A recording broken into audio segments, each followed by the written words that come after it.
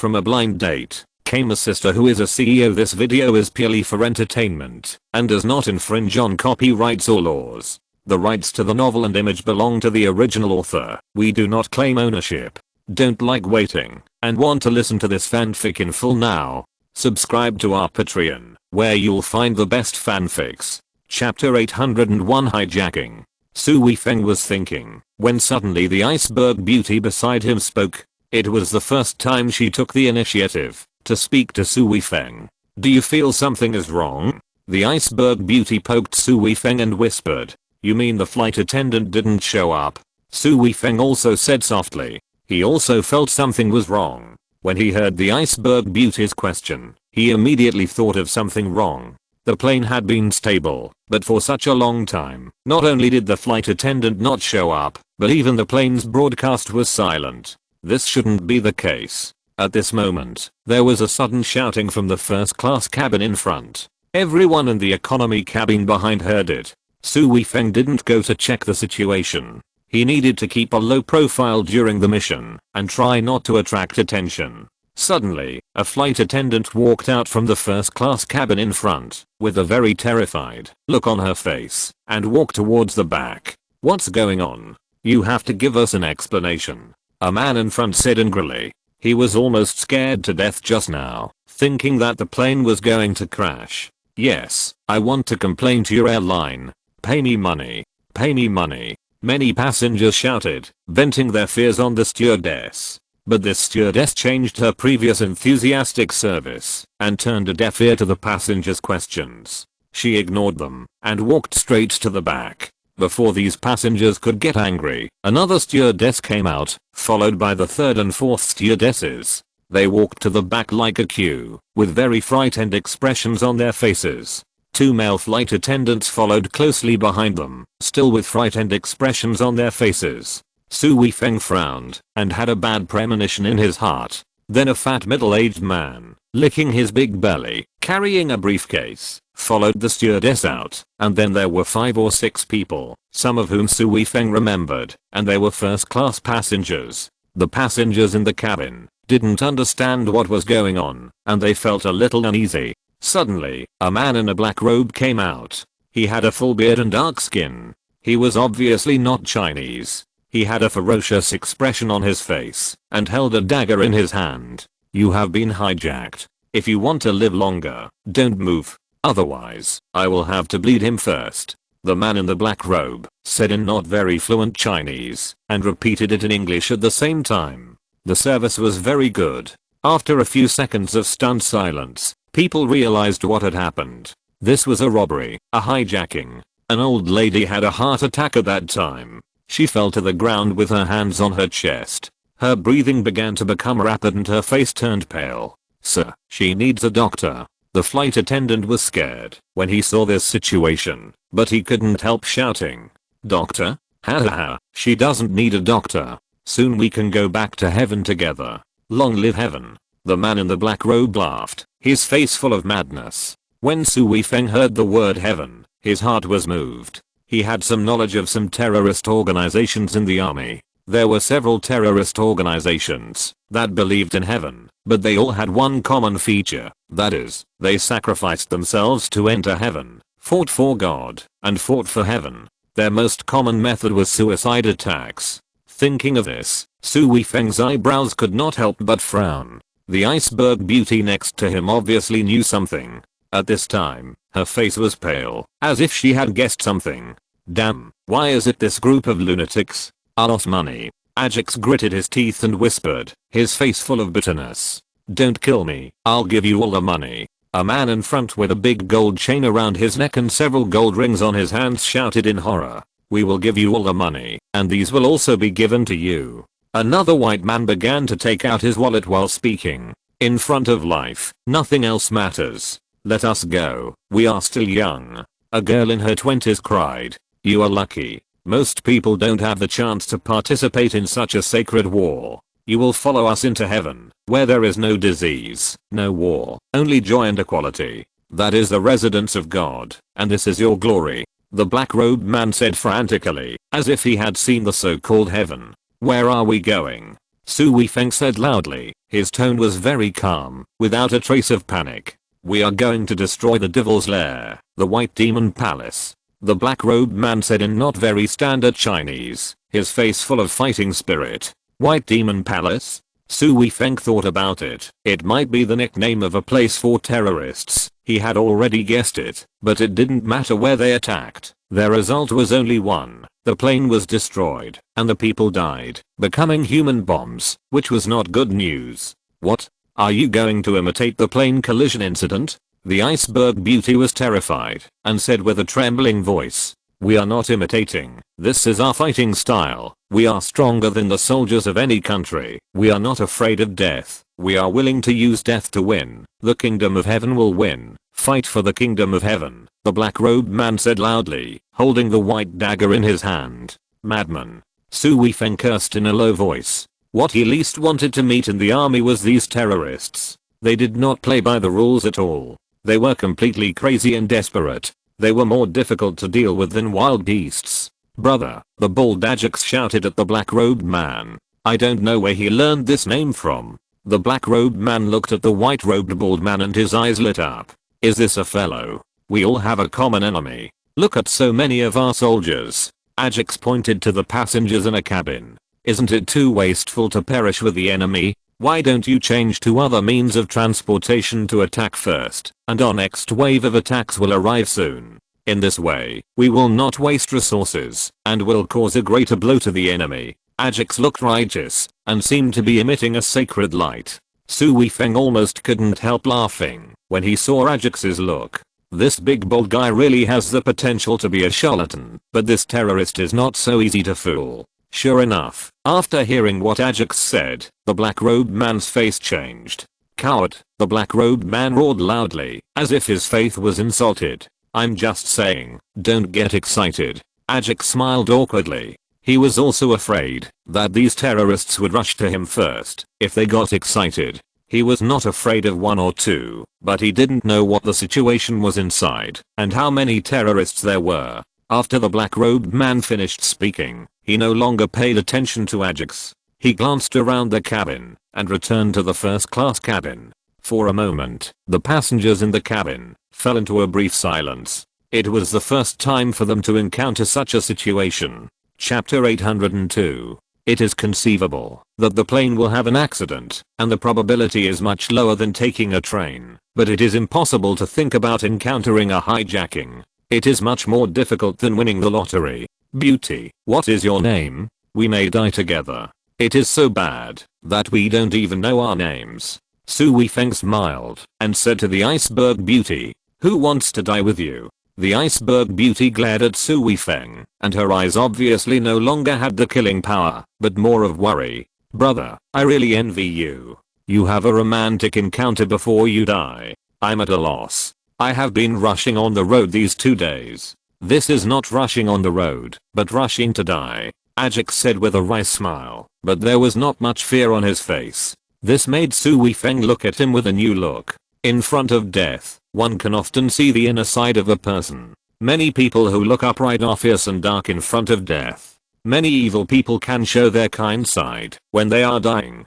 This is human nature, which is always changing, and everyone has more than one side. Su Weifeng looked at the iceberg beauty beside him. A romantic encounter? If he was going to die today, he really wouldn't mind having a romantic encounter with a beautiful woman. After a while, the cabin became noisy, with cries everywhere. Even some men started crying. It's true that men don't shed tears easily, and they shed tears easily because they are too scared. But no one was making a loud noise. This was not the time when the plane was bumpy just now, when they could still curse the flight attendants and complain about the airline. Now they were hijacked, and they wouldn't dare to curse the terrorists, even if they had the courage. In the first-class cabin, 3 terrorists in black robes were discussing. Is it really okay for Yashid to fly the plane? Don't let him drive the plane into the sea before we reach the White Demon Palace. The black-robed man who had just returned to the first-class cabin said worriedly. Pray to heaven for blessing. None of us can fly a plane, and now we can only trust Yashid. Another thin and dark robber said. Don't worry, heaven will definitely bless us. We will definitely succeed, and heaven is with us. Another burly bearded man said. He was the leader of these people, and he was responsible for the execution of this terrorist attack. Boss, everything is going according to plan. The flight is going smoothly now. We are expected to destroy the target in 2 hours. An excited voice came from the intercom. Received. The leading bearded robber replied. Now is the last time in this dirty world. Do you want to enjoy it? There are still many beautiful women among these passengers. I believe this is the last feast prepared for us by heaven. The thin robber suddenly said, his eyes full of desire. You go. I want to say my last prayer here. The leading robber's eyes were firm and very pious. At this time, the cabin was in a sad and terrifying atmosphere. Suddenly, 2 men in black robes walked in, and everyone's eyes were focused on them. Now I declare that there are still 2 hours before we enter heaven. The man in black robe holding a dagger shouted excitedly. Everyone understood what he meant. That is, there are still 2 hours before a plane crash. If this happened to someone else, he would definitely be very excited and talk about this incident with his friends. But if the protagonist became himself, who would still laugh? No, I don't want to die. A man screamed hysterically. Shut up. If you scream again I'll kill you now. The short robber took out a small crossbow from under his black robe. The whole crossbow was made of bones, and it was unknown what animal's bones it was made of. The crossbow pointed directly at the collapsed man. The man screamed and rushed over. Before he left his seat, a bone arrow accurately pierced his chest. The man opened his mouth, and could only make some meaningless scales, and then fell down. With the first death, people suddenly dared not move. Many people lowered their heads, and dared not look at the robbers, hoping that the robbers would ignore them. The 2 black-robed robbers glanced at the passengers in the cabin, and saw that no one was moving. Then they nodded with satisfaction. You fight for the kingdom of heaven, and the kingdom of heaven will not treat you unfairly. These last 2 hours are your feast time. See the women around you. This is what the kingdom of heaven has prepared for you. Do whatever you want. The short robber shouted passionately. People were frightened by what he said. So many women, beautiful women, could do whatever they wanted? Isn't this a crime? People didn't move. Many people stared at the robbers and the people around them in amazement. But many men's eyes had already swept over the beautiful women around them. Their heartbeats had obviously accelerated. If they were going to die, humanity, morality, and law all fucking died. This was the final madness. The men's eyes gradually became hot, and they quickly scanned the women around them, all looking for their own targets. Suddenly, a black-skinned man moved and pounced on the white-skinned beauty next to him. Regardless of the beauty's screams, he hugged the beauty and kissed her madly. With the first one, the crowd immediately went crazy and pounced on their respective targets. Several stewardesses became the first target and were quickly pounced on by the men. Some men had already started to beat each other to grab a woman. Even if they came with their wives, many of them pounced on other women and were about to die in front of their wives. All the men had lost their minds. They just wanted to vent the fear in their hearts, vent the anger in their hearts, and vent them all on the beauties they usually wanted but couldn't get. The cabin was suddenly filled with screams and crying, which was exactly what the robbers wanted to see. They successfully diverted the attention of these passengers. Now these men vented their strength on other passengers, and no one would think of resisting the robbers. The icy beauty looked at Su Weifeng in horror, staring at him intently. At this moment, the first person she thought of was Su Weifeng, thinking that this pervert would definitely do something to her. Su Weifeng had already seen the icy beauty's vigilance towards him, and smiled bitterly in his heart, wondering how he seemed to have become a pervert.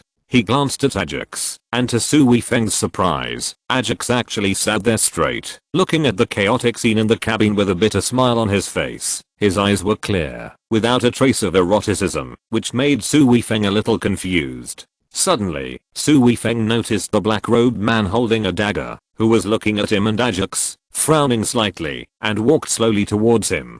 Chapter 803 I'm a monk. Su Weifeng quickly understood the robber's idea. Now the whole cabin has fallen into madness. The primitive animal nature of men has been aroused, of course, including some women. It is very strange that only he and Ajax did not take any action. Su Weifeng suddenly shouted and hugged the iceberg beauty with fire in his eyes. The iceberg beauty was ready to take action at any time, but this sudden change still caught her off guard. She was hugged by Su Weifeng and wanted to struggle, but she found that she could not get rid of Su Weifeng's arms at all. She wanted to kick Su Weifeng away, but found that there was no room to stretch her legs in this small space. Su Weifeng overwhelmed the iceberg beauty. He looked at the man in black robe and found that he smiled at the corner of his mouth, but he still walked slowly towards this side. At this time, tears finally appeared in the corners of the iceberg beauty's eyes. The sense of humiliation and fear broke out. She cried softly, and her hands and feet were still struggling as hard as she could. The iceberg beauty hit Su Weifeng's ribs several times, which made Su Weifeng gasp in pain. This beauty must have practiced, otherwise she would not have such great strength. But he couldn't tell her the truth now.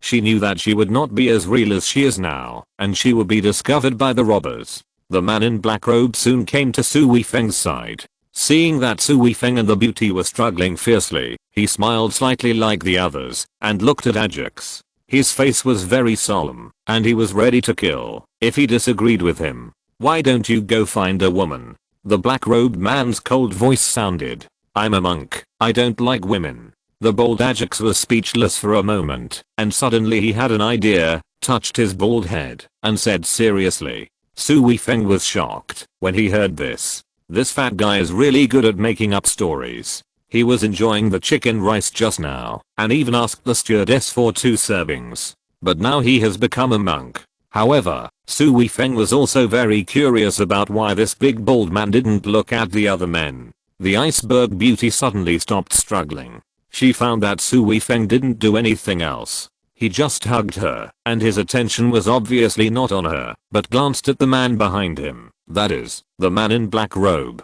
Could it be that he did this to avoid being noticed by the robbers, so it was wrong? How could it be possible? He had been planning to attack me before the robbers hijacked the plane. Now he must be afraid that the robbers would take the lead, so he attacked me before the robbers. The more he thought about it, the more he felt that this was the case. Suddenly, he bit Su Weifeng's chest with his silver teeth and struggled even more violently. The man in black robe looked at the big bald head of Ajax with obvious doubts in his eyes. After hesitating for a while, he still looked at Su Weifeng. The man in black robe pulled Su Weifeng up and said viciously, "This woman belongs to me. You go find someone else." Su Weifeng showed a look of grief and helplessness on his face, then stood aside and looked around. The black-robed man was very satisfied with Su Weifeng's performance. Is such a tactful hostage a good hostage? The black-robed man was about to hug the iceberg beauty, but the iceberg beauty kicked him on the chest. Due to the limitation of the iceberg beauty's posture, the kick did not have much force, and the black-robed man just stepped back a few steps. Suddenly, 2 strong arms hugged the black-robed man around the waist. The black-robed man was about to struggle, but Su Weifeng hit him in the stomach with a hook. The black-robed man didn't even make a sound of pain and went limp. His body hunched over like a shrimp, twitching on the ground. "Brother, beautiful." Ajax smiled and was about to give Su Weifeng a bear hug. Su Weifeng quickly dodged, looking at Ajax's huge arms. He felt a kind of gay feeling. Su Weifeng picked up the white dagger and put it on his waist, then walked forward. He saw another robber holding a crossbow who had noticed this place and was now walking through the crowd. Hiding was no longer effective now, as he had been discovered. Su Weifeng suddenly accelerated and rushed forward in an S-shaped movement. In a few seconds, Su Weifeng had arrived in front of the robber. As soon as the robber raised his crossbow, he felt a huge force on his wrist, followed by a sharp pain. The robber's wrist holding the crossbow was broken by Su Weifeng. The thin robber lay on the ground wailing with his broken wrist, but his voice was no match for the noise in the cabin at this time. The robber struggled to grab the crossbow that fell on the ground with his other hand, but was stepped on the floor by a big foot. The big foot also twisted his hand a few times, and there were a few clicks. Su Weifeng knew from the sound that the robber's finger bones must have been broken. The owner of the big foot was the big bald Ajax. At this time, Ajax had picked up the small crossbow on the ground. He held the crossbow in his huge palm like a small toy. He fiddled with it for a few times and lost interest, and handed the crossbow to Su Weifeng. Su Weifeng finally handed the crossbow to the iceberg beauty behind him. At this time, the iceberg beauty was still glaring at Su Weifeng fiercely. She was not sure whether Su Weifeng was real or fake to her just now. "Aren't you afraid that I will kill you?" The iceberg beauty took the crossbow handed over by Su Weifeng and said coldly, "I didn't mean to do it just now. It was to avoid the attention of the robbers." Su Weifeng said with a somewhat embarrassed face. He thought so, but would others believe it if he said it out loud? Anyway, the big bald man was grinning evilly on the side. As for whether the iceberg beauty would believe it, Su Weifeng had no idea. "Beauty, you two have had enough passion. Why do you still care about these things? Let's go inside and take a look. The danger is not over yet," the bold Ajax said with a sly smile. According to his idea, Su Weifeng and the beauty had sneaked into the bathroom together. "Yes, let's deal with it first, and then deal with the situation outside." Su Weifeng looked at the still chaotic situation outside. Now the cabin was divided into two large groups, men and women. And the number of women was obviously more than men. Although the scene was chaotic, there was no substantial damage for the time being. Su Weifeng stopped at the door of the first class cabin and signaled Ajax and the iceberg beauty who were following behind. The two of them also stopped and held their breath. Only a voice similar to chanting was heard from inside, but the language could not be identified for a while. It should not be Mandarin. He secretly looked inside and saw a man in a black robe kneeling on the ground, muttering something. Su Weifeng suddenly jumped in. The leader of the black robe who was chanting was startled. Before he could react, he was kicked to the ground by Su Weifeng. Chapter 804, Driver Sacrifice. Ajax quickly followed and sat on the black robed leader.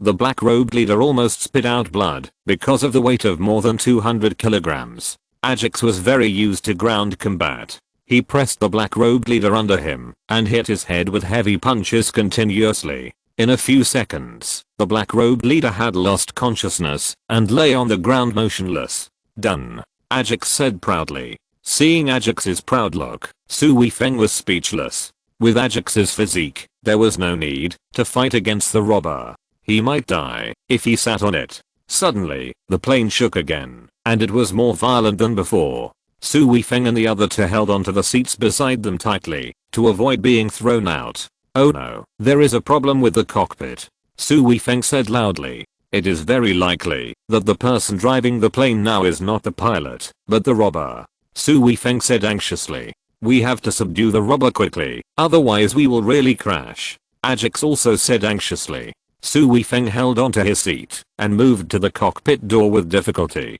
He knocked gently on the door, but there was no response from inside. However, the plane was still shaking violently, and it felt like it was descending rapidly. "Here is the key," the iceberg beauty said loudly. She had just found the key from the black-robed leader.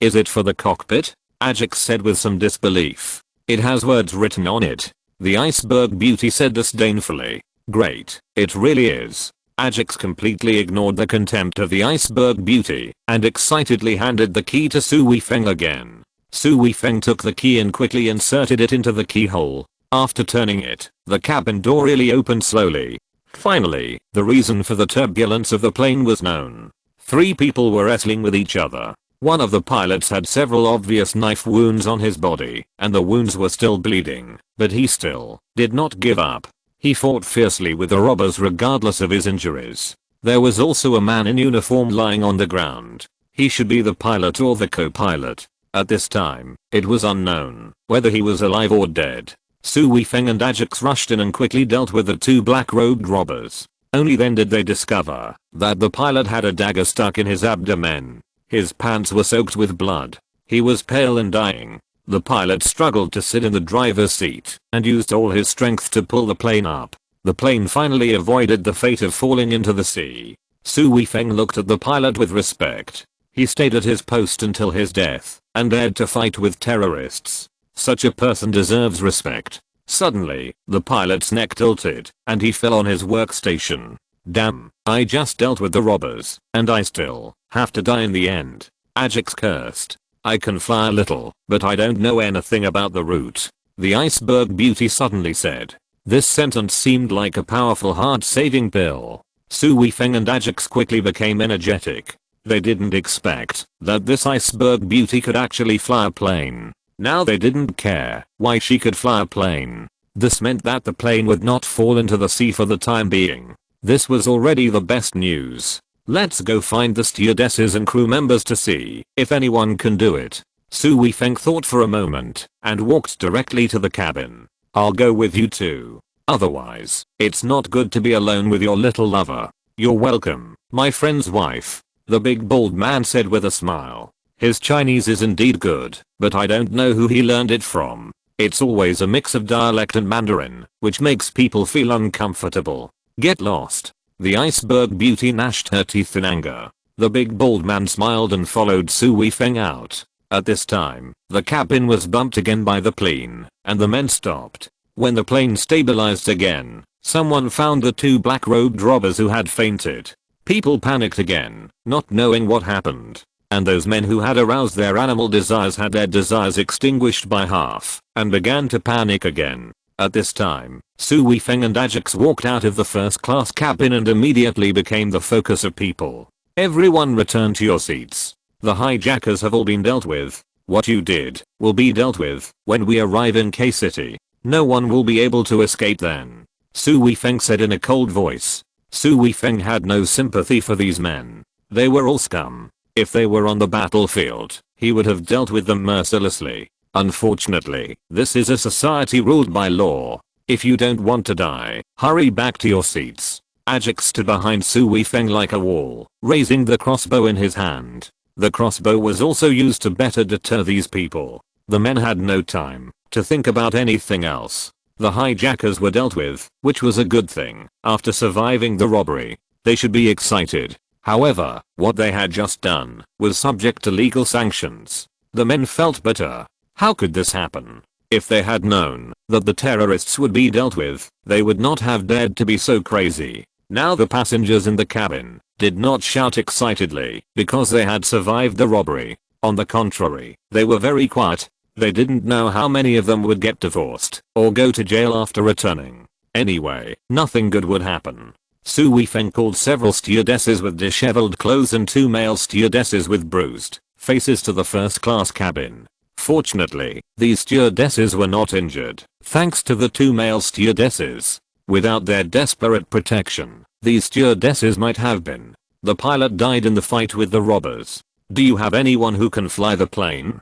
Su Weifeng explained the situation to several stewardesses with a heavy face. He respected these stewardesses very much, and this respect was also earned by themselves. I have participated in pilot training, and have also tried to fly twice. I know the basic operations, but later I was rejected, and have never actually flown a flight. A male stewardess said a little nervously. I can assist you, the chief stewardess said. She has been on this flight for many years, and is very familiar with this route. Su Weifeng brought the male stewardess and the chief stewardess to the cockpit, and took over the position of the iceberg beauty. At this time, the iceberg beauty breathed a sigh of relief, and her head was already full of sweat. Several people carried the sacrificed pilot and co-pilot to the first-class cabin, and then Su Weifeng and Ajax dragged several black-robed terrorists to the first-class cabin. Several terrorists were tied up tightly, just like tying pigs. Su Weifeng and Ajax showed no mercy. The ropes were tightly tightened into the flesh, tied into a knot, so that they could not break free.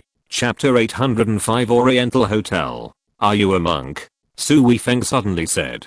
Su Weifeng and others were resting in the first-class cabin. They disdained to stay with the beasts in the cabin. After seeing their ugly faces, they would feel uncomfortable staying with them.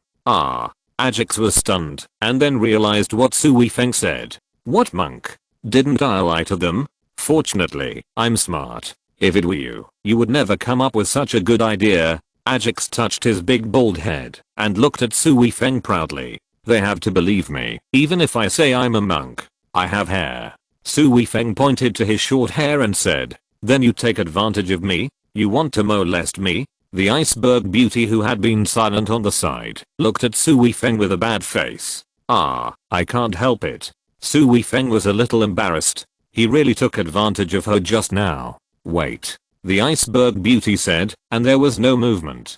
Su Weifeng was unsure. What does this waiting mean?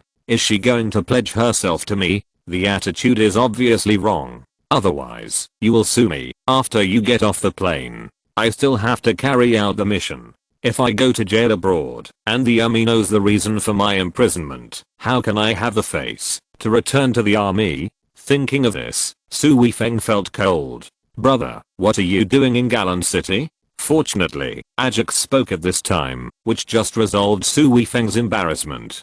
Su Weifeng looked at Ajax enthusiastically, which made Ajax subconsciously step back a little. This man is too enthusiastic with another man, which is sometimes scary. I'm going to find my brother. He has settled in Galan City for some years. Su Weifeng said directly. This is his identity for this mission. He entered Galan City in the name of seeking refuge with relatives, and then announced to the outside world that he did not find his brother. He said he was looking for his brother, but in fact he was looking for the scientific researcher. Are you also from Galan City? Su Weifeng asked puzzledly. I'm not from Galan. I'm here to do something. Maybe I'll stay in Galan in the future. Haha. Ajax said with a smile, but he didn't say the specific situation. This is normal. People who have just met for a few hours, even if they get along well, will not tell everything to strangers. They are not fresh graduates. This is my phone number. You can call me if you need anything. Ajax found a piece of paper, wrote a string of numbers, and handed it to Su Weifeng. Su Weifeng knew that Ajax meant well, but why did this sound so awkward? He subconsciously looked at the big bald head and muttered in his heart that this big bald head would not really have a problem. Su Weifeng agreed without hesitation. This big bald head didn't seem to be an ordinary person. Maybe he could really help with his investigation. The plane flew for several more hours and finally landed slowly on the runway of Galan International Airport. Although the male flight attendant was a little awkward in driving, he was very stable all the way and there were no problems with landing. I believe that through this incident, his dream of becoming a pilot may have come true. As soon as the plane landed, police cars, ambulances, and fire trucks quickly surrounded the plane. The police rushed into the cabin first, lifted the terrorists who were tied up like pigs, and threw them on the police car. The other people on the plane also got off the plane in an orderly manner, but they were not allowed to leave. Instead, they were all taken to the police station for interrogation in batches. The flight attendants had reported the situation on the plane to the tower before the plane landed. Su Weifeng and Ajax were mentioned at the end, so they were also treated specially at this time. Su Weifeng, Ajax and the Iceberg Beauty were not taken to the interrogation room, but a reception room. Ajax smoked a cigar. Of course, this was not prepared by the police, but his own. He also distributed it to Su Weifeng and several policemen, but they were all declined. He didn't care and smoked it by himself. After a relaxed conversation for a while, the record of Su Weifeng and the others was completed. At this time, Su Weifeng finally knew that this Iceberg Beauty was called Xiaobing, 20 years old, a Singaporean, a college graduate, and came to visit relatives in Galan. After knowing her information, Su Weifeng had a series of question marks in his mind. How could this be so similar to his identity? She was also from Singapore International and came to visit relatives. Could she also be sent by the army? But it shouldn't be. If she needed to cooperate with others in the investigation, the army's information would definitely mention it. Could it really be just a coincidence? It is also very likely, Su Weifeng thought in his heart. Finally, the police asked them to keep their mobile phones open, and there might be some rewards for them, so they let Su Weifeng and the others leave. After leaving the police station, the Iceberg Beauty Xiaobing ignored Su Weifeng and Ajax, and took a taxi directly. This name really suits her. Xiaobing, Iceberg, Su Weifeng thought in his heart. Ajax invited Su Weifeng to his place of stay, but Su Weifeng refused directly. Just thinking about it made his back cold. After saying goodbye to Ajax, Su Weifeng prepared to go to the Chinatown here first. Because the Chinese population is very large, there are also many immigrants scattered all over the world. Generally, there will be Chinese gathering areas in a country. This kind of place is called Chinatown. As a Chinese, Chinatown is naturally the first choice for getting information. He took a taxi and went straight to Chinatown. The taxi driver was a black uncle who was very talkative. He chatted with Su Weifeng in poor Chinese from time to time along the way. Young man, Are you here to travel? The black uncle said enthusiastically. No, I'm here to visit relatives. Su Weifeng said with a smile. Our gallant city is a good place. You must have fun, but try not to go out at night. The black uncle said. Why can't you go out at night? In fact, Su Weifeng had already guessed it, but he still pretended not to know and asked. Our city of Galan is very good during the day, with police control, but at night, when the police are off duty, many people will come out to commit crimes, especially outsiders like you. When you are alone, it is easy to become their target. The black uncle kindly reminded. Sure enough, Su Weifeng sneered in his heart. This would not be the case in China. The crime rate abroad is too high, so superhero movies are so popular. People expect superheroes to save the world. Su Weifeng learned that this city is still very chaotic. The researcher may have encountered an accident instead of a premeditated kidnapping. However, these are only speculations and need to be confirmed. Soon they arrived at Chinatown. Su Weifeng first found a hotel at random, ready to have a foothold first, and then conduct an investigation. The Oriental Hotel is 3 stories high. The whole building is spherical. From the outside, it looks very modern. Su Weifeng first thought of football. Chapter 806 Noble Room. As soon as he entered the door, he saw a luxuriously decorated lobby with a round bar in the center of the lobby. Su Weifeng was also surprised by the design. The design of the bar was not like a hotel reception desk, but a bit like a hospital style. Hello, sir, can you speak Chinese? A uniformed hotel waiter inside the bar said with a smile. Hello, give me a single room. Su Weifeng was interrupted from his thoughts and simply came to the bar and said with a smile. We have ordinary rooms, elite rooms, VIP rooms, and noble rooms. Which one do you want? The waiter smiled. Is there any difference? Su Weifeng really didn't know the room types here, so he asked. Is there any need to ask? The money is different. Before the waiter could answer, a man's voice sounded. Hearing this arrogant tone, Su Weifeng couldn't help but frown and looked back. He saw a man in a black suit and a mustache, holding a civilized stick, and holding a big-breasted and big-butt blonde with his other hand, walking towards the bar with 3 steps. Open me a noble room. Today I want to take my sweetheart to enjoy the noble life. The mustache man said loudly, especially the 3 words noble room, which were pronounced very clearly. Sir, please wait a moment. I will do the formalities for this gentleman first, and then you can do it. The waiter said with a smile. I want to open a noble room, why don't you do the formalities for me first? This is a noble room. How many times can you book it in a month? The mustache man said unhappily, as if he knew it very well. I'm sorry, sir, we need to check in guests in order, and it has nothing to do with the room type. The waiter was also unhappy, but his face did not change, and he still smiled. The mustache man was unhappy and found a foreign girl today. Originally, he wanted to be extravagant and let this foreign girl see his strength. Unexpectedly, this waiter was so disrespectful, but he didn't dare to make trouble here. The Oriental Hotel is also a big family in this Chinatown. It was opened by the Oriental family, and he couldn't afford to offend them. You don't need to know the room type, just the price. Maybe you can't even afford an ordinary room. The mustache man didn't dare to get angry at the hotel staff, but he dared to get angry at Su Weifeng. Su Weifeng had just got off the plane. His clothes were still a little messy, and he was carrying a sports bag.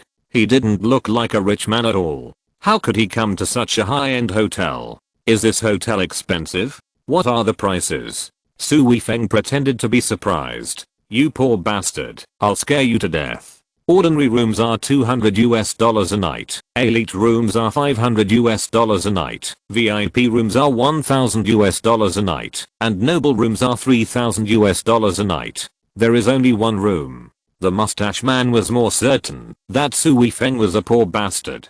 Su Weifeng looked normal. The price was a little more expensive than in China, but it was not a problem. The most expensive one was only about 20,000. For Su Weifeng now, money is just a number, and 20,000 is really not worth thinking about. What do you think? Are you scared?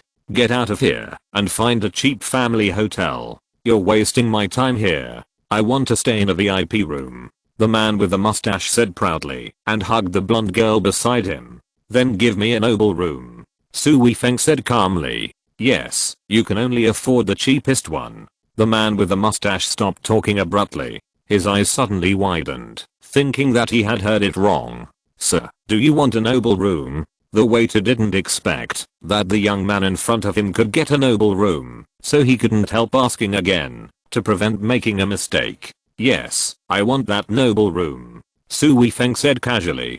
Peter, I want to stay in a noble room. You promised me that if there is no noble room, I will leave. The blonde girl was a little angry. She came out with him because she heard that the mustache was going to take her to stay in the noble room of the Oriental Hotel. The Oriental Hotel is also well known here. The noble room of the Oriental Hotel is a legendary place for young girls like them. If they can stay here for a night, they can show off to their friends when they go back. Boy, are you deliberately making things difficult for me? I advise you to spend so much money to buy face here, or you will have no food to eat tomorrow. The man with a mustache said with a gloomy face. He also gritted his teeth to get a noble room, but he didn't expect to encounter a troublemaker. Su Weifeng turned a deaf ear to Peter's words, and didn't bother to argue with him. He handed his passport to the waiter, and waited for the waiter to check in for him. Do you know the consequences of offending me? Peter said with a gloomy face and a bad tone. Oh, what are the consequences of offending you? I'm very curious. Su Weifeng looked at the mustache man with a playful look, feeling like he was looking at a clown. You Peter with a mustache was so angry that he couldn't speak. This man was too arrogant. This was a provocation to him, but he really couldn't do anything to him at the moment. He was alone, and fighting was not his strong point. Boy, I'll give you a chance. I'll give you $100. If you give me the noble room, just consider it as a small amount of money I lost. Peter gritted his teeth and said, $100? You can throw it to the homeless outside. They will thank you. Su Weifeng said casually, without even looking at Pete. I'm leaving. I can't trust you anymore. You pretend to be rich, but you can't even get a noble room. The blonde turned around and was about to leave. She had already posted on Facebook that she would sleep in the noble room tonight, and her friends were still waiting for her photos. She had lost face. Don't go, honey. Pete hurriedly grabbed the blonde. I'll make an appointment for the noble room tomorrow now. Let's try the VIP room tonight first. This way we can compare and feel the benefits of the noble room. Pete's eyes turned, and he thought of a trick. Hearing this, the blonde's heart moved. It would be nice if she could experience both the VIP room and the noble room. The VIP room is second only to the noble room, and she can't afford it. Sir, the room fee for one day is $3,000, and the deposit is $3,000, a total of $6,000. The waiter had already registered Su Weifeng's passport information, and then smiled at Su Weifeng. Give me a 1-month room first. Su Weifeng said casually without thinking. What? 1 month? Peter almost couldn't catch his breath. The noble rooms were booked day by day, so how could they be booked for a month? You can buy a small house in this city with this amount. The blonde foreign girl also looked at Su Weifeng dully. She thought that Peter was a very rich Chinese. Su Weifeng looked like he was also Chinese. Peter couldn't compare with the man in front of her. She began to flirt with Su Weifeng, but Su Weifeng didn't even bother to look at her, which made her very annoyed. Chapter 807 Open. Sir, the room rate is $90,000 a month, and the deposit is $3,000, a total of $93,000. The waiter swallowed her saliva, moistened her throat which was a little dry due to being too long, and said with a trembling voice, she has been in this hotel for 2 years, but no one has booked a month. Booking for 3 or 5 days is already very rich. Su Weifeng directly took out a black card. The waiter took the card respectfully, swiped it for Su Weifeng, and asked someone to lead the VIP to the room. She knew this kind of card. The service staff of this kind of high-end hotel are trained before taking up their posts, and bank cards from various countries are one of the training contents. Su Weifeng's bank card is issued by the world's largest bank. This black card itself is a symbol of status. The threshold for opening an account is $10 billion, and it is also issued in limited quantities. She has never met anyone who can take out this kind of card. Peter was still standing there, looking at Su Weifeng who was walking away with the staff in disbelief. This man was dressed so ordinary, even dirty. If he met him outside, he would probably think he was a homeless person. But he could afford to live in a noble room for a month. This was too unreal. He felt angry, but he couldn't express it. He couldn't afford to trouble such a rich man. "We are done," the blonde girl said and turned around and walked out. She was really ready to give up on Peter. With the comparison, this Peter was nothing. Peter didn't try to keep her. He knew that this blonde girl was just looking for his money. They were all just playing around. If he got into trouble today, he would lose face in front of this girl. "Sir, are you still going to open a VIP room?" "We still have VIP rooms." The waiter resumed his professional smile. "Open, open, open." Cough, cough. Peter was so angry that he couldn't catch his breath and started coughing. He was so angry. Didn't he see that the girl he just picked up had left? Why did he open a room? "Okay, sir, you are our old member. You don't need to register your information again. The VIP room has been opened for you. The room number is 111. You can pay when you check out." The waiter smiled. "What are you opening?" "I'm going to go." Pete's eyes rolled over and he fainted. He was angry. When he opened his eyes again, he was lying on the bed in room 111. Today, this noble room had to be opened. $1,000 was gone. The more he thought about it, the more aggrieved he felt. He wanted to cry, but had no tears. Su Weifeng followed another waiter to the door of room 0 on the 3rd floor. "This noble room is interesting. The room number is directly designed as 0. After opening the door and entering the room, Su Weifeng finally understood why it was called a noble room. This is not a room, but a suite with 2 bedrooms, a living room, and a fitness room. All the equipment is available. It's just unexpected. Su Weifeng was very satisfied with this noble room. This is the presidential suite. The environment and decoration style are impeccable. Su Weifeng put down his luggage, took a comfortable bath in the bathtub, and then lay down on the soft big bed in the master bedroom and fell asleep. This almost 10-hour journey was really tiring. Even though Su Weifeng had a strong physique, he still felt uncomfortable. After all, humans are land animals and feel most secure on the ground. When he opened his eyes, it was already dark. He looked at the watch, and it was already 11 o'clock in the evening.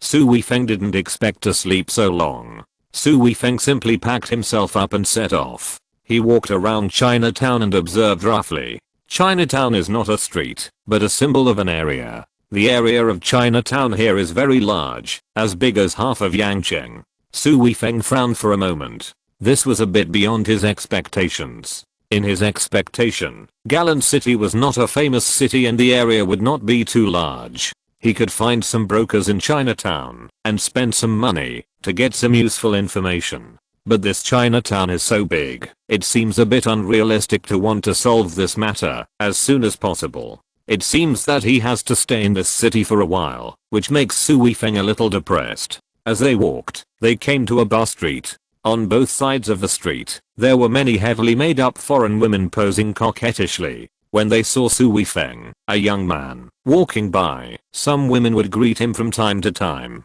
Su Weifeng ignored them directly and sighed in his heart that this country was really developed and this industry was so blatant. Su Weifeng wanted to find a bar to go in and get some information, but after entering several bars, there was music, noisy voices, flashing spotlights, people twisting wildly, full of the smell of alcohol and hormones, and Su Weifeng did not find the person he was looking for. What he wanted to find was a broker, which was a profession deep in the dark side. Bars were often the place where these people appeared, but they came here to find suitable customers and would never come to vent their physical desires. Su Weifeng had come into contact with many brokers, and he roughly glanced at them and judged that there were no brokers in these bars, only some drunkards and people seeking excitement. Soon we came to the corner of the street. We left the bar street. The turn was a commercial street, but it was dark and dead silent at this time. Suddenly, Su Weifeng noticed a small bar.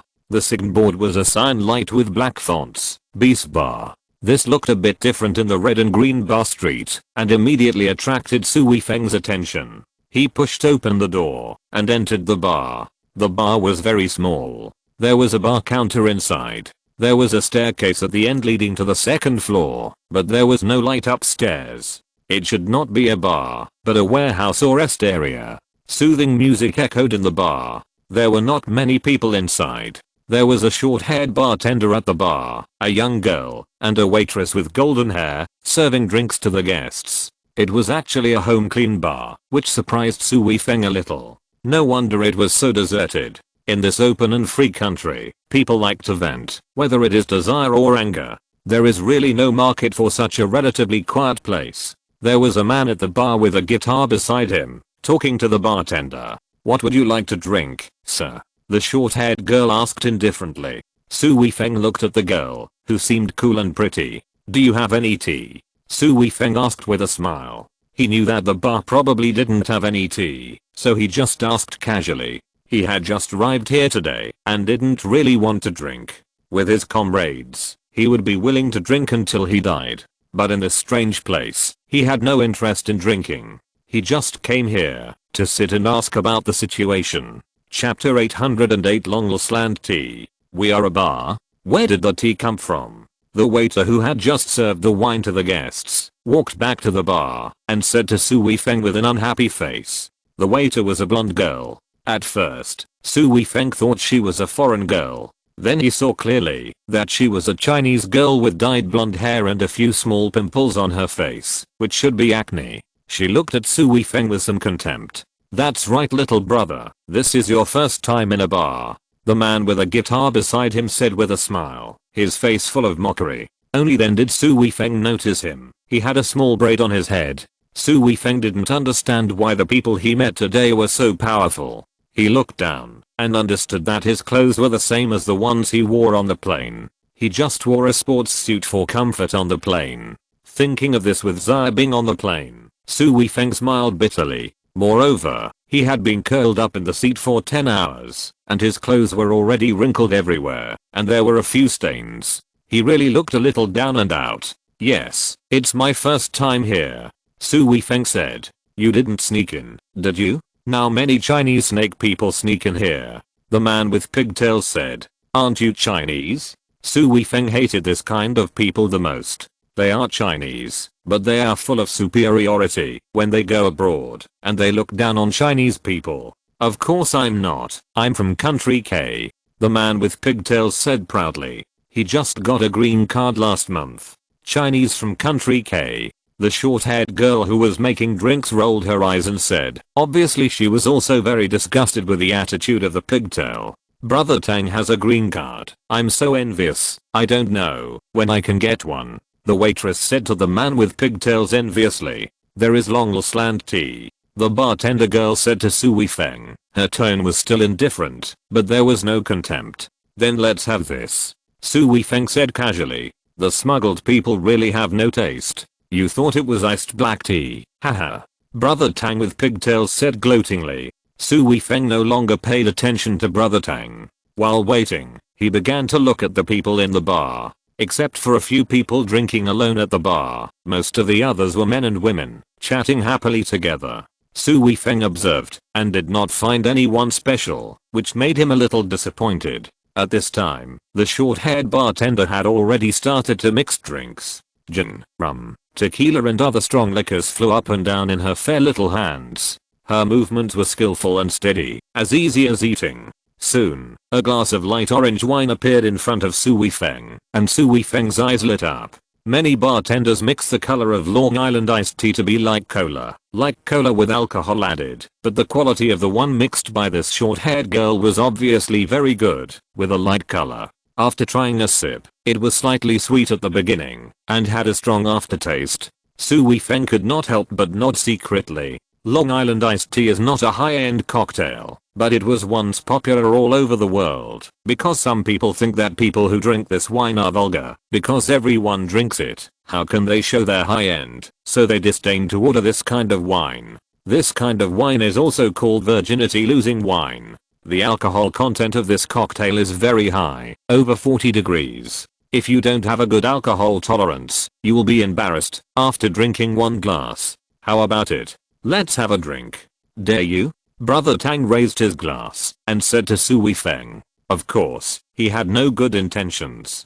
Su Weifeng looked at the glass in Brother Tang's hand and smiled disdainfully. You toast with Sunshine Beach and Long Island iced tea.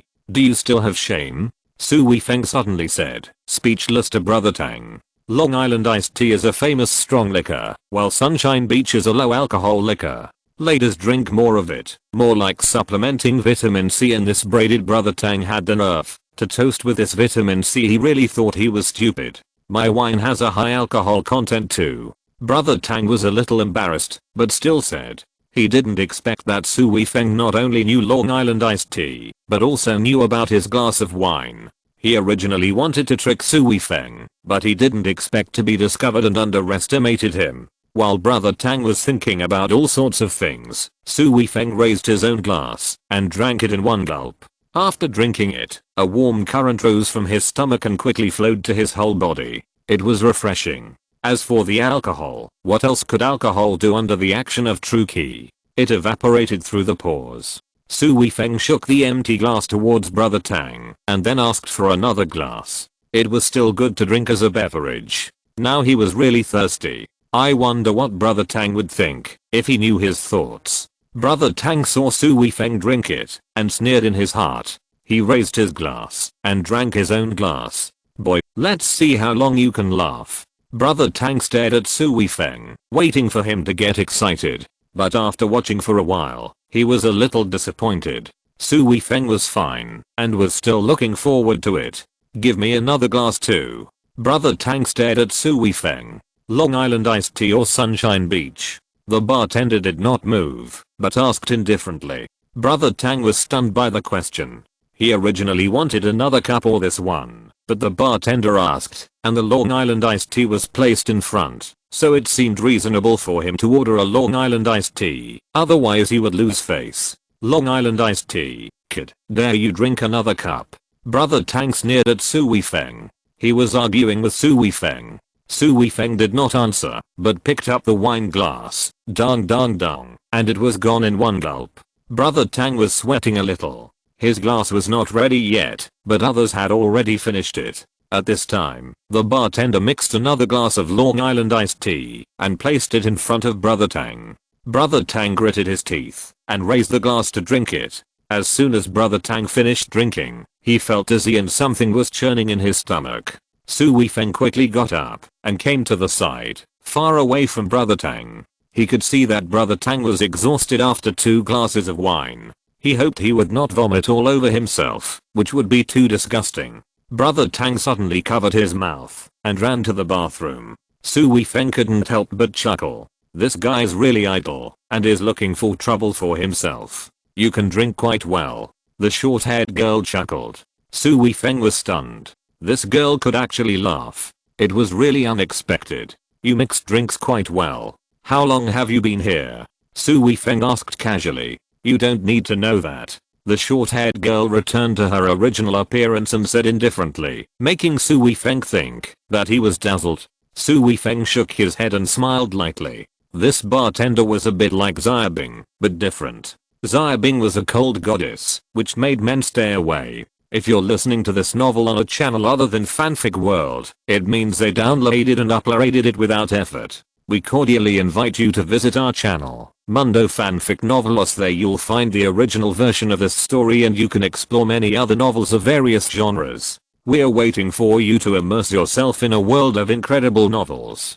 Chapter 809 Transaction. The bartender was indifferent by nature and seemed to care nothing about anything, and it had nothing to do with her. With the help of the blonde waitress, Brother Tang came back, still staring at Su Weifeng fiercely. Boy, you cheated me. I will report you as a smuggler now. Let the police take you away. Brother Tang said angrily. Idiot. Su Weifeng glanced at him and said coldly. You Brother Tang was trembling with anger. This kid dared to scold me. An outsider dared to scold me. But I'm a citizen with a green card. What's going on? Hearing Brother Tang's noise, a man came down from the 2nd floor. This man had dark circles under his eyes, and he looked about 40 years old. It was obvious that he had indulged in excessive sexual activities. It was hard to imagine that this person actually opened a bar. Bossly, this guy is a stowaway. We should call the police and arrest him. This will ensure the safety of our city.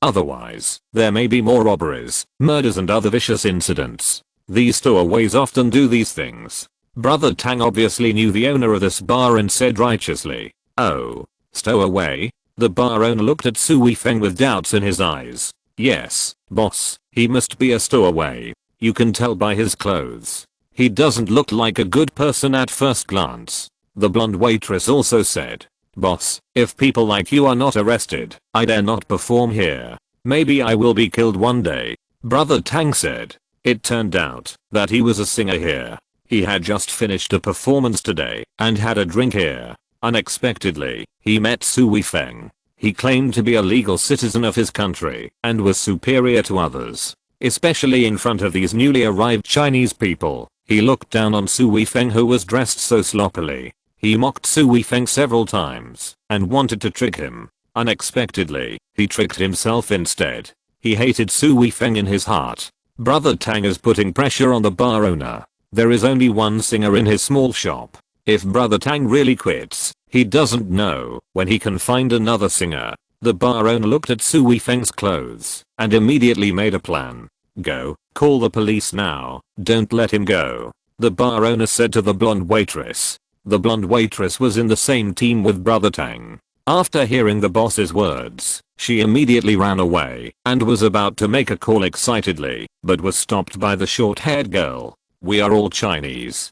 Don't bully your own people." The short-haired girl's tone was a little annoyed. "Mo-Fei, don't meddle in other people's business. It's not your turn to make the decision," Brother Tang said impatiently. This Mo-Fei was usually cold, but today he spoke for outsiders and didn't give him face. That's right, singers like Brother Tang are not easy to find, but you can find a lot of half-baked bartenders like you. The blonde waitress also said that she never liked this bartender. He pretended to be something. Mo-Fei's face became more gloomy, but he didn't say anything. "Boss, I have a big business to discuss with you," Su Weifeng suddenly said to the boss, with a confident smile on his face. "What business can you discuss with me?" the bar owner said in disbelief. "Boss, this guy must want you to hire him. Don't make trouble for yourself. You will be fined for hiring illegal immigrants." Brother Tang looked at Su Weifeng and said disdainfully. The bar owner looked at Su Weifeng. From his current appearance, whether he was an illegal immigrant or not, he looked like a person who had just arrived in Country K. His temperament was completely different from that of the people in Country K. Thinking about it this way, what Brother Tang said was really possible. It was impossible to ask him to hire him. It was really a fantasy. "Forget about asking me to hire you. I don't need people. Why don't you go to the police station and ask if they are hiring?" The bar owner looked at Su Weifeng disdainfully. "Let's find a quiet place to talk. You won't regret it. It will only benefit you." Su Weifeng was still smiling, his eyes full of confidence. Seeing that this kid was so persistent, the bar owner was a little confused for a while. Could it really be good for him? Then I can really listen to what he has to say. I asked Brother Tang and the others to wait downstairs and took Su Weifeng upstairs. There was an office upstairs, and the rest of the place was used as a warehouse. The bar owner sat down on the boss chair and looked at Su Weifeng with interest. "Speak up. What do you want to talk to me about?" "I want to buy your bar. Name a price," Su Weifeng said casually, as if he was going to the market to buy vegetables. "What?" The bar owner was stunned and picked his ears. "Name a price," Su Weifeng still said confidently. "Boy, are you kidding me? You still want to buy my bar?" The bar owner seemed to have heard a cold joke. $500,000 Su Weifeng said with a smile. "You want to buy my bar for $500,000? You are dreaming." The hotel owner said angrily. "You really came to play with me. You want to buy my bar for such a small amount of money? 1 million. Su Weifeng continued to quote the price. The bar owner became serious. This young man who looked ordinary did not seem to be as ordinary as he seemed on the surface. 2 million.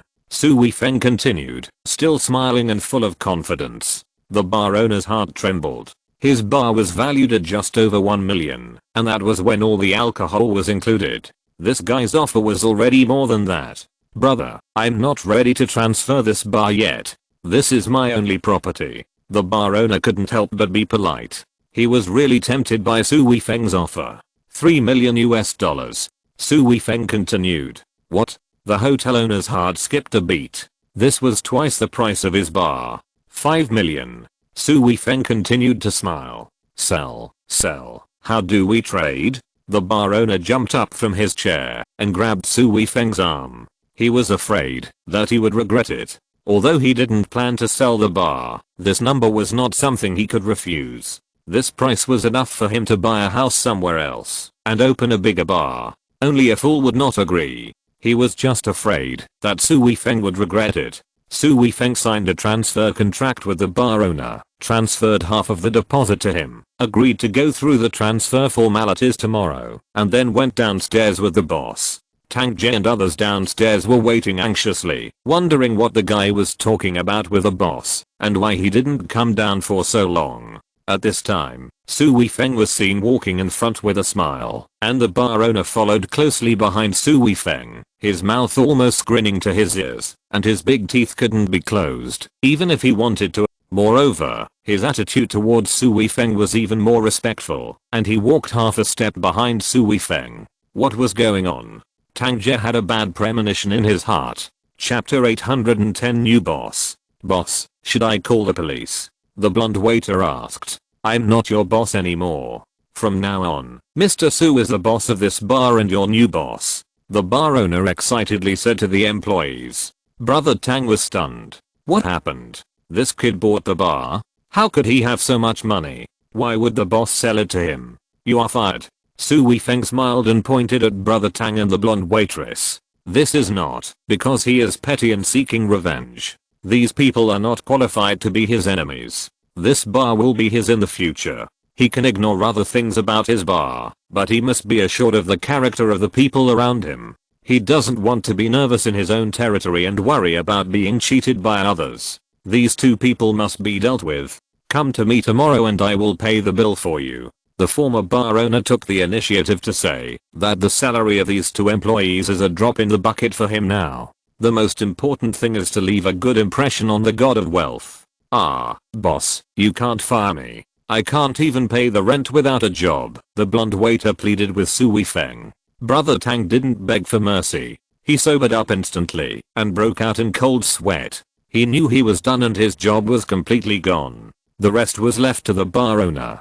Su Weifeng left the bar and waited to come back tomorrow. Su Weifeng also had his own purpose in buying the bar. His purpose of coming to Galan City was to visit relatives, but in fact he had no relatives. If someone investigated him, his identity and purpose would be very suspicious. But it would be different if he had an industry. He could stay here for a long time without being afraid of investigation. The bar was a good choice. The bar was a place where all kinds of people mixed together.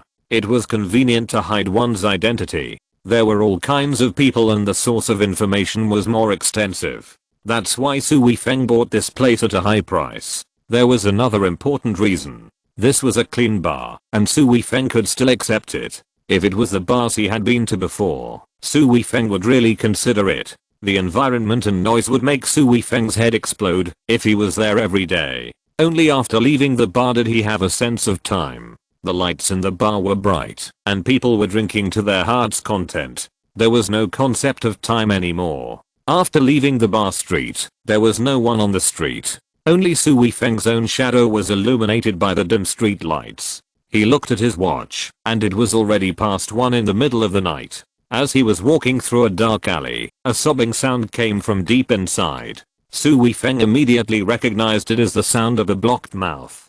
Su Weifeng frowned and walked quickly into the alley. He saw two men pressing a woman to the ground and tearing her clothes. The girl's mouth was blocked by something, so she could only sob.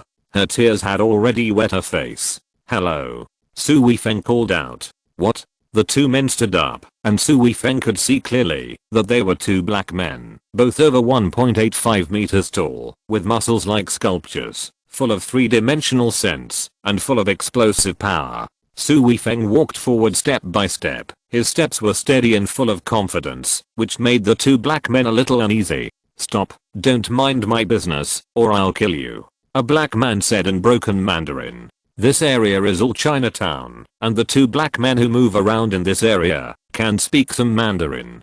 Su Weifeng said nothing and continued to walk towards the two black men step by step. "I'll kill you," a black man shouted loudly, holding a knife, and stabbed Su Weifeng's lower abdomen. They didn't dare to kill people casually, so there were also some rules for stabbing. Stabbing the lower abdomen would basically not cause any big deal. At least no one would die. Su Weifeng stretched out his hand and directly grabbed the black man's wrist holding the knife. With a force on his hand, with a click, he broke the black man's wrist. For a man who raped a woman, Su Weifeng would never show mercy. Then the arm that grabbed the wrist exerted force and threw the black man directly against the wall. With a bang, the black man slid down slowly against the wall. He didn't faint, but he couldn't stand up for a while. Seeing this, the other black man put the girl down and punched Su Weifeng. If this punch hit an ordinary person, it would be enough to break bones, but unfortunately he met Su Weifeng.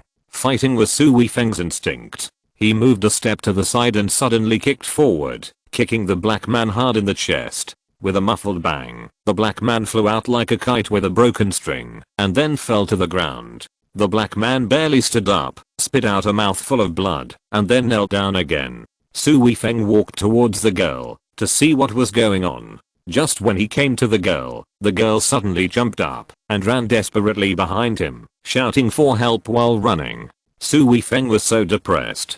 He just saved her, but she didn't even say thank you. Moreover, he had already dealt with the two bad guys. What was there to be afraid of? There was no one else standing here except him. Could it be that he was still afraid of him? It seemed that he might think he was a bad guy too. Su Weifeng chased after the girl, wanting to explain.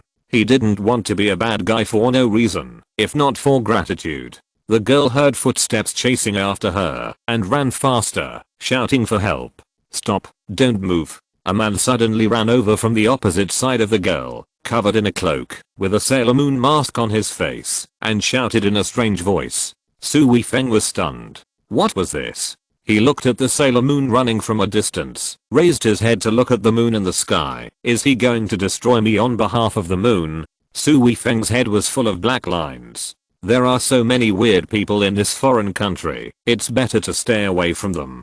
Thinking of this, Su Weifeng turned around and ran back again. He didn't want to be discovered by others, at least not to attract too much attention now. Just when he ran to the position of the two black men, he unexpectedly found that the two black men were gone. It was obvious that the two black men must have run away. He could not help but admire their ability to withstand blows. If it were an ordinary person, at least an ambulance would be needed after being kicked by Su Weifeng, but this black-skinned person could still run by himself. It was really different.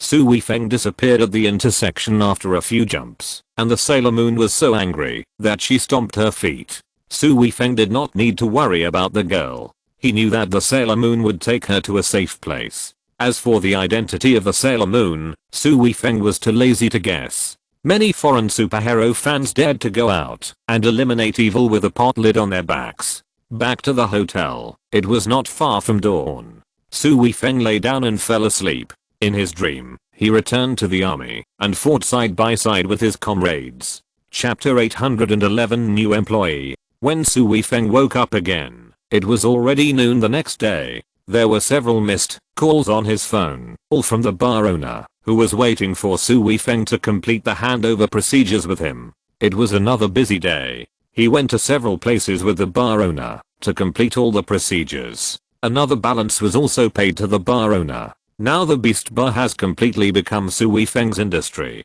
When Su Weifeng returned to the bar, it was already 5 o'clock in the afternoon. The sky was gradually getting dark. It was not time for the bar to be occupied yet. Yesterday's short-haired bartender had already come to work. Seeing Su Weifeng coming, the short-haired bartender just nodded to him and didn't say anything. Su Weifeng was speechless. Are all girls so cold these days? Or does he not look like a good person? Fei, I just took over this bar. You are an old employee. You can tell me if you have any opinions. You can raise your salary and so on. Su Weifeng said with a smile. The bartender was called Demo Fei. He was obviously stunned when Su Weifeng called him Fei. He felt goosebumps all over his body, but he didn't say anything. After all, he couldn't be too disrespectful in front of the boss. Have you opened a bar in China before? Mo Fei said coldly. It seemed that this was her normal way of speaking. No, I rarely go to bars. Su Weifeng said truthfully. How can you open a bar when you don't know anything? Mo Fei's head was full of black lines. She thought that this new boss had opened a bar in other places. At least he knew about it, but it was obvious that she thought too much. This should be a rich second generation who bought a bar for fun on a whim. I now appoint you as the bar manager, bartender, and waiter. You can directly make the decision on the operation of the bar. I will triple your salary. Su Weifeng wanted to say that he would also work as a waiter, but when he saw Mo Fei gritting his teeth, he didn't say it. Come to think of it, bar manager, bartender, waiter, one person is really too busy to be responsible for 3 jobs. It seems that we have to recruit more people. Murphy was very dissatisfied with Su Weifeng's acceptance of his fate. As the bar manager, he was responsible for all bar affairs. This new boss obviously wanted to be a hands-off boss, but in the end, for the sake of triple salary, he reluctantly agreed. I'm not familiar with the operation of the bar. You'd better find a professional manager, otherwise it will be difficult to make a profit in the short term. Although Murphy wanted this triple salary, she knew herself well. If she was asked to manage the bar, at least she would not make money at the beginning. She could only learn and explore. She had to tell the new boss the actual situation. It doesn't matter, you just do it. If you lose money, I will continue to invest. Losing money doesn't matter, just be happy. Su Weifeng said with a smile. He didn't expect to make money, let alone take care of the bar. This was just a cover. Murphy was stunned. There is such a boss? Opening a bar is not for making money, but for fun. In her heart, she had a new understanding of the extent of this rich second generation squandering. Mo Fei was very active, and immediately hung a recruitment sign at the door of the bar. She was in urgent need of manpower. She was only responsible for mixing drinks, and didn't care about the situation of the bar. Now the bar was thrown to her. If she couldn't find anyone today, she might have to work as a waiter tonight. It was scary to think about it. Fei, how long have you been in this bar? Su Weifeng came to the bar, and casually said to Mo Fei. Almost a year. Mo Fei said coldly. Su Weifeng thought about it. The person he was looking for was someone who had recently disappeared in country K. Mo Fei had been here for almost a year, so he could ask her about it first. I just came to country K too. I heard that the public security here is not very good. Is it true? Su Weifeng pretended to be a little worried. The public security in country K is indeed not very good, especially in some slums, but our city of Galan is still good. If you don't go out at night, and don't show your wealth, you will generally have no problem as a man. Mo Fei looked at Su Weifeng and said, with a hint of doubt in his eyes. Have there been any missing people here recently, especially Chinese people? I came here to visit my friend, but I couldn't contact him after I came. Su Weifeng thought for a while and said, disappearances happen all the time, not only Chinese people, but also local people. If you want to find your friend, you should find the police. Mo Fei said. Su Weifeng had a new understanding of the chaos here. People often disappear, so is the public security good?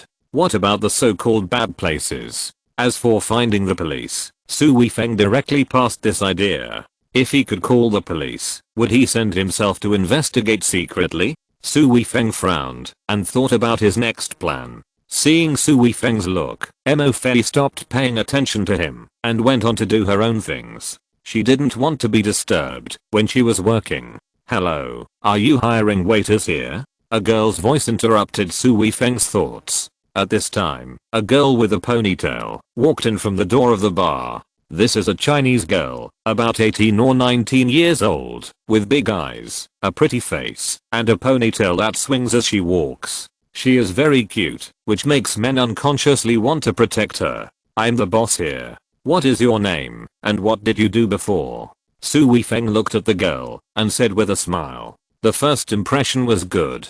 The girl looked Su Weifeng up and down, and a strange look flashed in her eyes, but it was gone in a flash, and she showed a sunny smile again. My name is Chuzaro too. I'm still in college now, and I just want to do a part-time job during the holidays. Boss, is this short term okay? The girl opened her eyes and looked at Su Weifeng expectantly. Su Weifeng didn't have to think about it. What is short term or long term? As long as there is someone to run the bar now, it will be fine. According to the salary of the local bar, Chu Xiaotu was given a little more.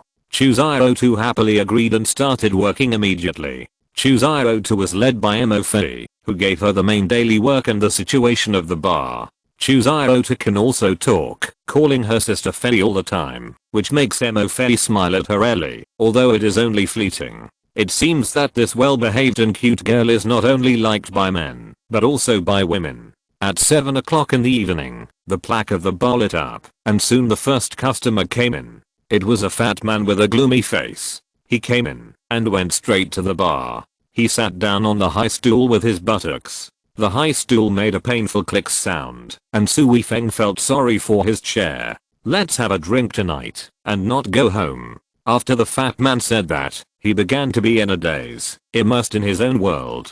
Su Weifeng smiled. This kind of wine is usually ordered by some women. It is a strong liquor. People who order this kind of wine are just like the name of this wine. They really don't want to go home. They just want to have a romantic encounter. Chapter 812 The Hateful Fatty. But you are a grown man, and such a fat man, who will take you home. Besides, the bar is more suitable for a drink and relaxation. There are not many people who deliberately get drunk. This fat man is really. The cocktail glass flew in Mo Fei's hand for a few times, and soon a cocktail with a burning flame was placed in front of the fat man. The fat man looked at the burning glass with a dazed look, and didn't know what he was thinking. Suddenly the fat man moved, picked up the glass, and didn't blow out the flame on it. He drank it with the flame, which made Su Weifeng and Chu Xiaotu stunned. Although the flame would naturally go out when it entered the mouth, it was not drunk like this. Sir, did you encounter something? Chu Xiaotu couldn't help but say, sitting at the bar, and looking at the fat man curiously. She was a girl with a strong sense of justice. I was cheated. It's all my fault. I'm not a human being. I lost my wife. The fat man took a sip of wine, looked at the distance with confused eyes, and the fat on his face twitched, all regretful, as if he remembered something. The fat man seemed to be talking to himself, telling his experience. It turned out that this fat man came to Galan City with his wife and daughter to work hard. He had already saved some money and was ready to open a small shop. He saw that his life would get better and better. Unexpectedly, he came into contact with the gambling industry by chance. After seeing someone become a millionaire with one cut, he couldn't help it.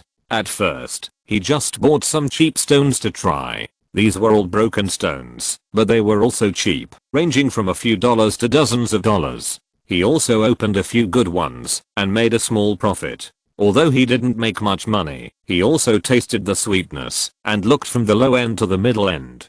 This time his good luck seemed to have run out. He lost all his cash in just a few times. At this time, he regretted it, but he was still unwilling to accept it. The money he had saved so hard was gone. He made up his mind and mortgaged his house. He had already thought about it. This was the last fight. As long as he could win back the previous money, he would stop immediately. This was the last time. But his luck didn't seem to be good. This time he was bankrupt and even had no place to live. He was even more miserable than when he first came to this city. Just then a man appeared. He was a moneylender. There were often such people in the gambling stone place. They specially selected people like the fat man. As long as he borrowed money from the moneylender, the interest would be compounded and would soon turn into an astronomical figure. The fat man also knew how dark these loan sharks were, but his current situation had ruined him. He simply broke the jar and borrowed a considerable amount of money from the loan shark. As a result, he lost everything and had no money to change. The loan shark saw that the fat man really had no ability to repay the money, so he took his wife and daughter away and gave him a 3-day deadline. If the fat man couldn't pay the money within 3 days, he would sell his wife and daughter to the red light district to do the flesh trade. If everything could be done again, the fat man would never step into the gambling stone field. But there is no regret medicine in the world. Su Weifeng looked at the man coldly, without any sympathy for him.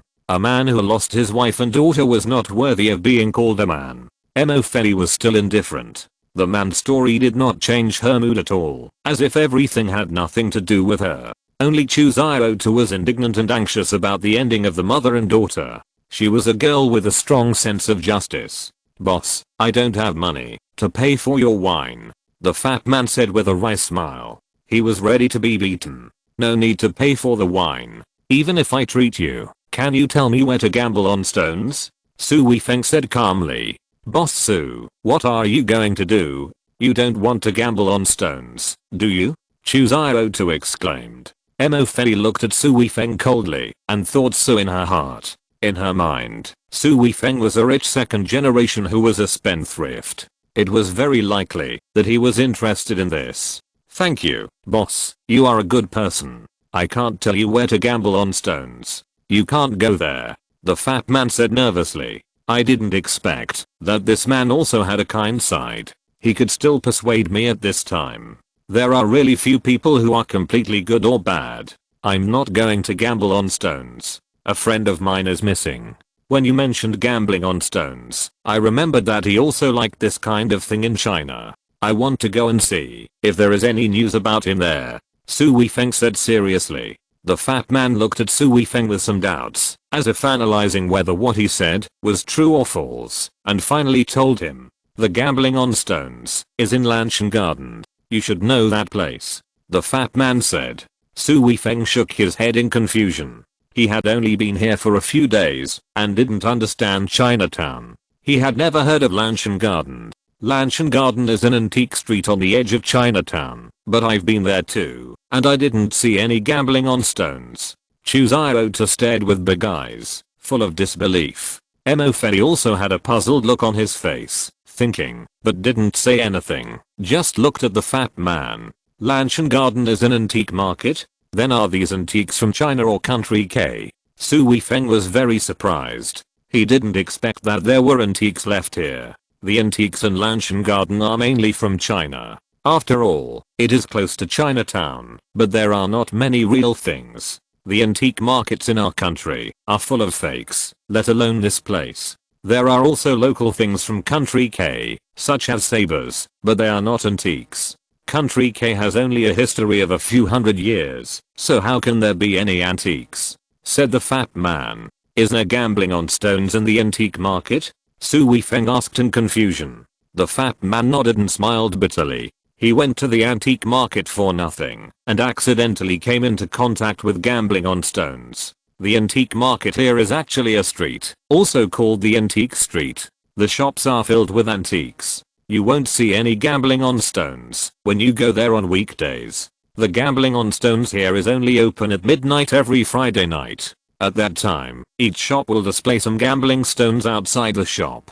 This is also a sign indicating that this is a gambling stone shop. If there is no display, it is a pure cultural store. Of course, these are cheap goods placed at the door. There are basically no good things. The real good things are all inside. Speaking of gambling on stones, the fat man's eyes light up unconsciously. He knows a lot about the antique street and can talk about it very well. Su Weifeng also knows a little about gambling on stones. Gambling on stones generally means gambling on jadeite rough stones. This kind of rough stone is very common in Ke City, where Su Weifeng has been. Even many stones picked up from the Gobi Desert are regarded as gambling stones. Jadeite rough stones are generally wrapped in a layer of weathered stone skin, and the situation inside cannot be seen from the outside. There are generally 3 types of rough stones for gambling on stones: mountain stones, water stones, and half mountain and half water stones. Mountain stones are mined from the mountains and have edges and corners. Water stones are rocks that roll in the water. Years of erosion have worn away their edges and corners, and the stone skin is very thick. Half mountain and half water stones also fell from the mountain into the water, but not for a long time, so some places have edges and corners, and some places are rounded. Chapter 813 Clearing the Scene. After the gambler buys the raw stone, the seller will have professionals cut the stone. If the jadeite is good, he can make a lot of money. If he is lucky enough to get the best quality, it will be a sky-high price. Becoming a millionaire overnight is not a dream. This is also the most attractive place for gamblers. They would rather go bankrupt than take this chance. Many people are like this fat man when they first come into contact. They think that it doesn't matter if they spend a little money to play, but once they start to think about stopping, it's hard. Human nature is not satisfied. If you get 1,000, you want 2,000. If you have 2,000, you want 5,000. There will never be a time to be satisfied. And the bet will get bigger and bigger. There is a way to gamble, that is to double the bet. If you lose this time, you double the bet. If you lose again, double the bet again. Some people have calculated that, as long as you bet like this, as long as you win once, you can win back all the losses. But the result of this gambling method is that you are ready to bet without money and go bankrupt. The fat man finished his drink and left. Su Weifeng had no intention of helping him redeem his wife and daughter. He was not a saint. Once he had done something, he had to pay the corresponding price. This was his own choice. He could help with other things, but not with gambling debts. Chu Xiaotu looked eager to try. She felt sorry for the fat man's wife and daughter, but there was nothing she could do. If she had money, she wouldn't have to work part-time here. Not long after the fat man left, people started to come to the bar. Soon, half of the seats were occupied. Because Chu Xiaotu was not familiar with the job, Mo Fei had to mix drinks and work as a part-time waiter. The two were very busy. Su Weifeng had no intention of helping him. He couldn't accept asking him to be a waiter serving tea and wine, so he went back to his office upstairs. The Beast Bar was still deserted and empty, in stark contrast to the noisy entrances of other bars. At this time, 4 or 5 men came out of a bar next door, talking and laughing, but they did not leave, but walked towards the Beast Bar. If Su Weifeng was here now, he would definitely know one person. At this time, his cousin with pigtails was following a middle-aged man with a big beard, with a sinister smile on his face. With a creak, the door of the Beast Bar was pushed open, and the middle-aged man with a big beard walked in first, followed by several people behind him. The bearded man glanced at the deserted guests in the bar, and saw that there was only one bartender and a waiter. With a face full of perseverance, he pulled a chair and sat down. "Clear the place," the bearded man said coldly to a muscular man next to him. This muscular man was called Brother Xiang, the #1 internal security guard of the bar next door. Standing there, he was like a human steamroller, with bulging muscles all over his body, and his biceps could catch up with the thickness of an ordinary person's thigh. The arms exposed outside were full of dragon tattoos, full of aura. "Today we Tiger Lord have reserved the entire bar. Please give us a favor and we will waive the alcohol bill for you today," Brother Xiang roared, drowning out the light music in the bar. As soon as they came in, the guests in the bar noticed this group of people. These people obviously didn't come to drink. When Brother Xiang shouted, they all understood that they were here to cause trouble. When they saw that there were only 2 girls working in the bar, the guests got up and left one after another, not wanting to get into trouble. Some men wanted to stay, but they were very dissatisfied with the arrogant attitude of this group of people, and were also pulled away by their female companions. Hey, you can't leave. You haven't paid yet." Chu Xiaotu wanted to stop these guests, but there were too many people, and she couldn't stop any of them. She was so angry that she stomped her feet. At this time, there was still a man in a suit who didn't leave. He was sitting alone at the bar. He had just arrived in country K. He had some status in his country. He was a lawyer. Seeing this group of people being so arrogant, his face turned cold. The man was about to speak when Brother Xiang also noticed him, and walked straight in front of him, looking down at him with murderous intent on his face. "Do you want to die?" Brother Xiang opened his hands, and clenched his fists, his joints cracking. "I'm a consumer. You have no right to let me go." Before the man in the suit finished speaking, Brother Xiang's bare paw hit his face, and directly knocked the man in the suit off the high chair to the ground. This fall was not light. "I'm here to travel. I want to contact the embassy. I want to sue you, and let you spend the rest of your life in prison." The man in the suit stood up with difficulty, covering his face, feeling that his teeth were loosened, and said harshly. Brother Xiang ignored him at all, and kicked the man in the suit in the abdomen. The man in the suit flew 1 meter away, and rolled around before stopping. There was a size 45 shoe print on his suit. "Here to travel?" Do you know how many people go missing in country K every year, and how many people who come to travel go missing? Brother Xiang had a grim smile on his face and looked at the man in the suit cruelly. The man in the suit didn't expect this country to be so barbaric. He felt that he could use the weapon of law to protect himself wherever he went, but today he was afraid. He was afraid that these people would really make him disappear. The man in the suit struggled to get up and ran outside. Brother Xiang and others didn't stop him. They really had no interest in dealing with such a weak man. Boss Tiger, what are you doing? Mo Fei also came over at this time and said with a frown. Why did you waive their bill? You are not the boss. Do you want to pay for them? Qiao Yushan came to Mo Fei and said angrily. Fei, call that kid out. Our Tiger Master wants to talk to him. A man said with a smile. It was Brother Tang who was speaking. Qiao Yushan didn't know Tiger Master or Brother Tang, but Mo Fei knew them. She immediately understood what was going on. He had just fired Brother Tang yesterday, and he brought Tiger Master from the bar next door to retaliate. It is very likely that he also joined Tiger Master. I'm the manager of this bar now. Tiger Master can talk to me if you have anything. Mo Fei said calmly. Fei, you became the bar manager so quickly? Did you sleep with that guy? You got promoted too quickly. You usually look so cold, but I didn't expect you to rely on men. Brother Tang sneered. He hated Su Weifeng the most because he lost his job, and this bartender who was not liked by the original boss became a manager overnight. This was completely different from his own situation. He was jealous. Shut your dog mouth. A dog mouth can't spit out ivory. Before Mo Fei spoke, Qiao Yushan got angry first. Through today's contact, she knew that, although Mo Fei was cold, he was very good to her. He was a good person and a good sister. Seeing someone say this about Mo Fei, she couldn't help it immediately. Haha.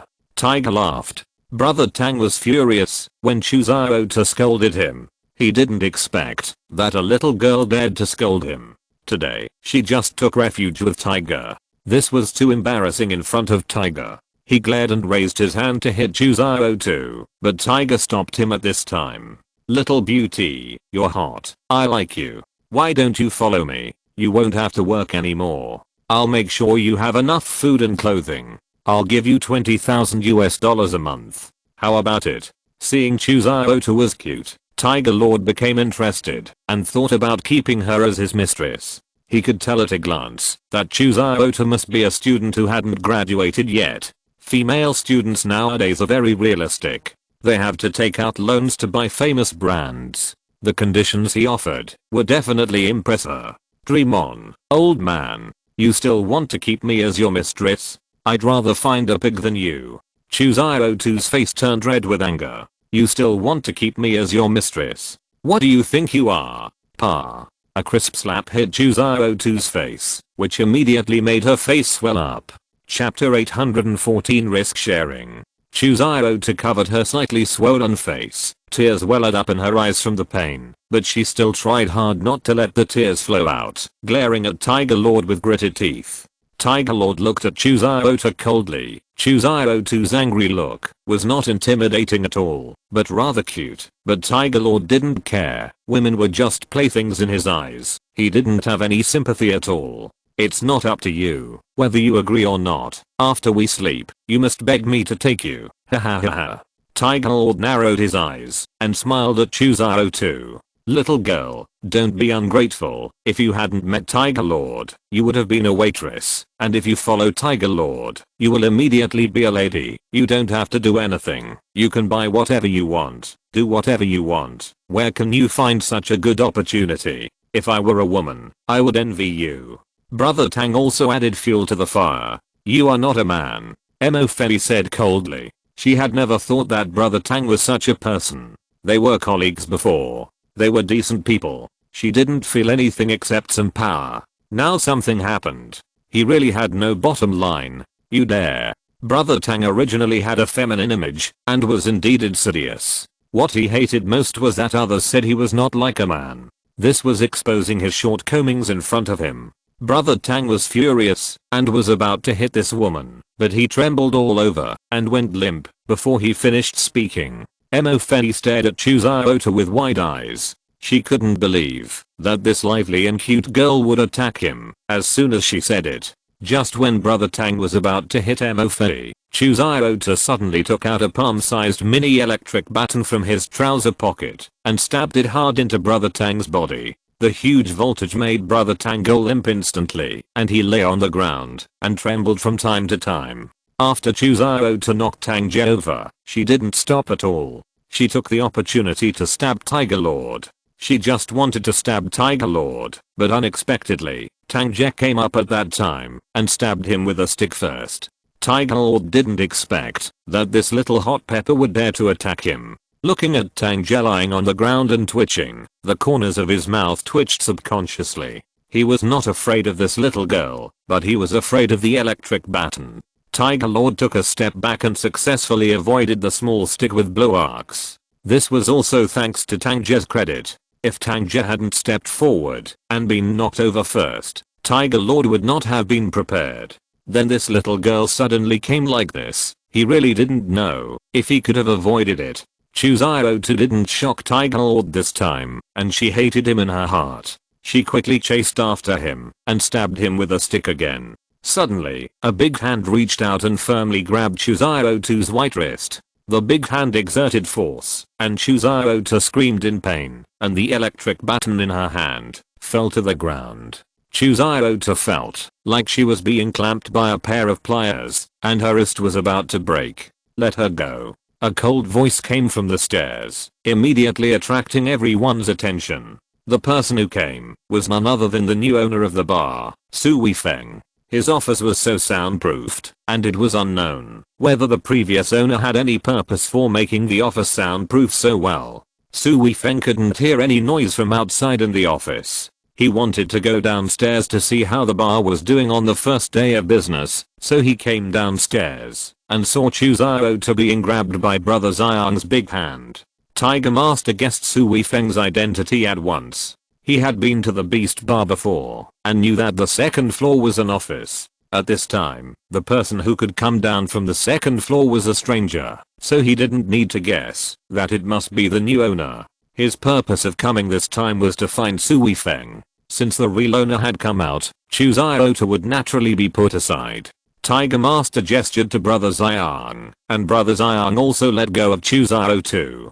Qiao rubbed her wrist that was pinched white while picking up her small electric baton. She was so angry that tears almost came out. "I'm the boss here. My name is Su Weifeng. What do you want with me?" Su Weifeng frowned and said he was already angry. On the first day of his opening, someone came to make trouble. Not only did all the customers run away, but his employees were also beaten. This was the same as hitting him. He saw Qiao's wrist being pinched by the muscular man just now, and the obvious redness and swelling on Qiao's left face also showed that he had just been beaten.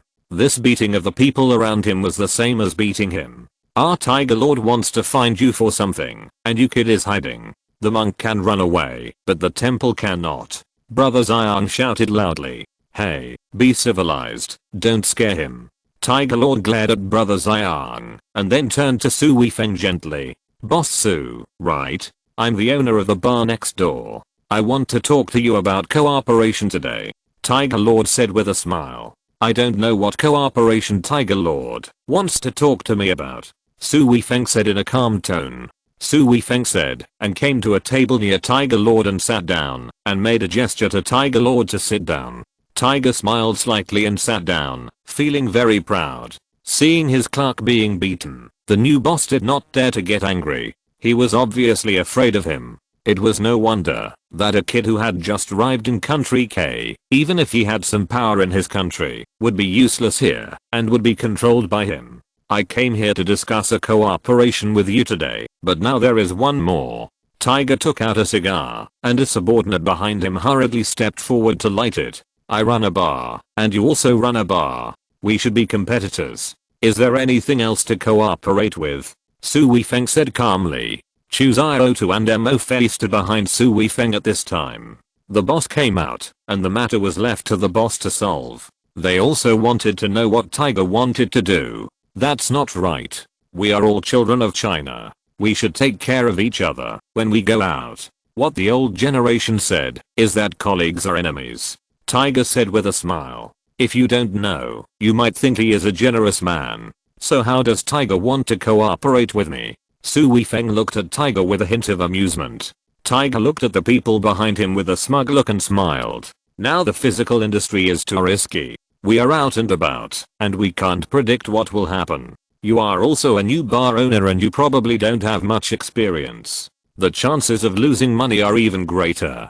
I want to help you share some of the risk, that is, to spread the risk evenly. In this way, even if your bar loses money, you won't lose too much, right? Tiger smiled as if he was considering Su Weifeng. So Tiger wants to invest. Su Weifeng chuckled and said calmly, yes, that's what I mean. Tiger nodded with satisfaction. Seeing Su Weifeng's good attitude, he was very satisfied. Before coming here, he was afraid that the new boss would be a tough guy, so he brought a few men with him, including brother Xiang, the top thug. Unexpectedly, before he was scared, the new boss was scared. Chapter 815 My Woman. Then why didn't Tiger Lord buy in when the original boss was running the business? Su Weifeng asked with a puzzled look. Tiger Lord was a little embarrassed. His strength in this bar street was just average, otherwise he wouldn't have opened a bar near the end. The previous owner of the bar next to Su Weifeng was as strong as him. He was very limited, so of course he didn't dare to come to the door to force cooperation. It was because he saw that Su Weifeng was a newcomer that he dared to bully him blatantly. The original boss's character was not very good, so I didn't bother to care about him. It was also because I saw that you were a good person, so I came to help. This is also fate. Tiger Lord said with a smile. Humph. Mo Fenny snorted coldly and was very disdainful of Tiger Lord. This was too shameless. Tiger Lord glared at Mo Fenny angrily, with a warning in his eyes. Mo Fenny met Tiger Lord's gaze without any fear in his eyes, only indifference, but he didn't say anything, and the decision still had to be made by Su Weifeng, the boss. Then how does Tiger Lord want to cooperate with me? Su Weifeng said indifferently. He wanted to hear what Tiger Master was planning. I'm going to buy 50% of your shares. We will run this bar together, and I will send a professional manager to manage it. This way, your bar can make a profit and the risk of losing money will be smaller. You just wait for the dividends. Tiger Master still said with a smile. Send someone to manage? I still have manager for my bar. Su Weifeng pointed at Mo Fei. I don't know her yet. She's just a bartender. If you let her manage the bar, it's only a matter of time before it goes bankrupt. The manager I arranged for you is very experienced. Come on, Xiao Tang, you should know each other. You're young, so you don't know each other until you fight. Let's make a fortune together in the future.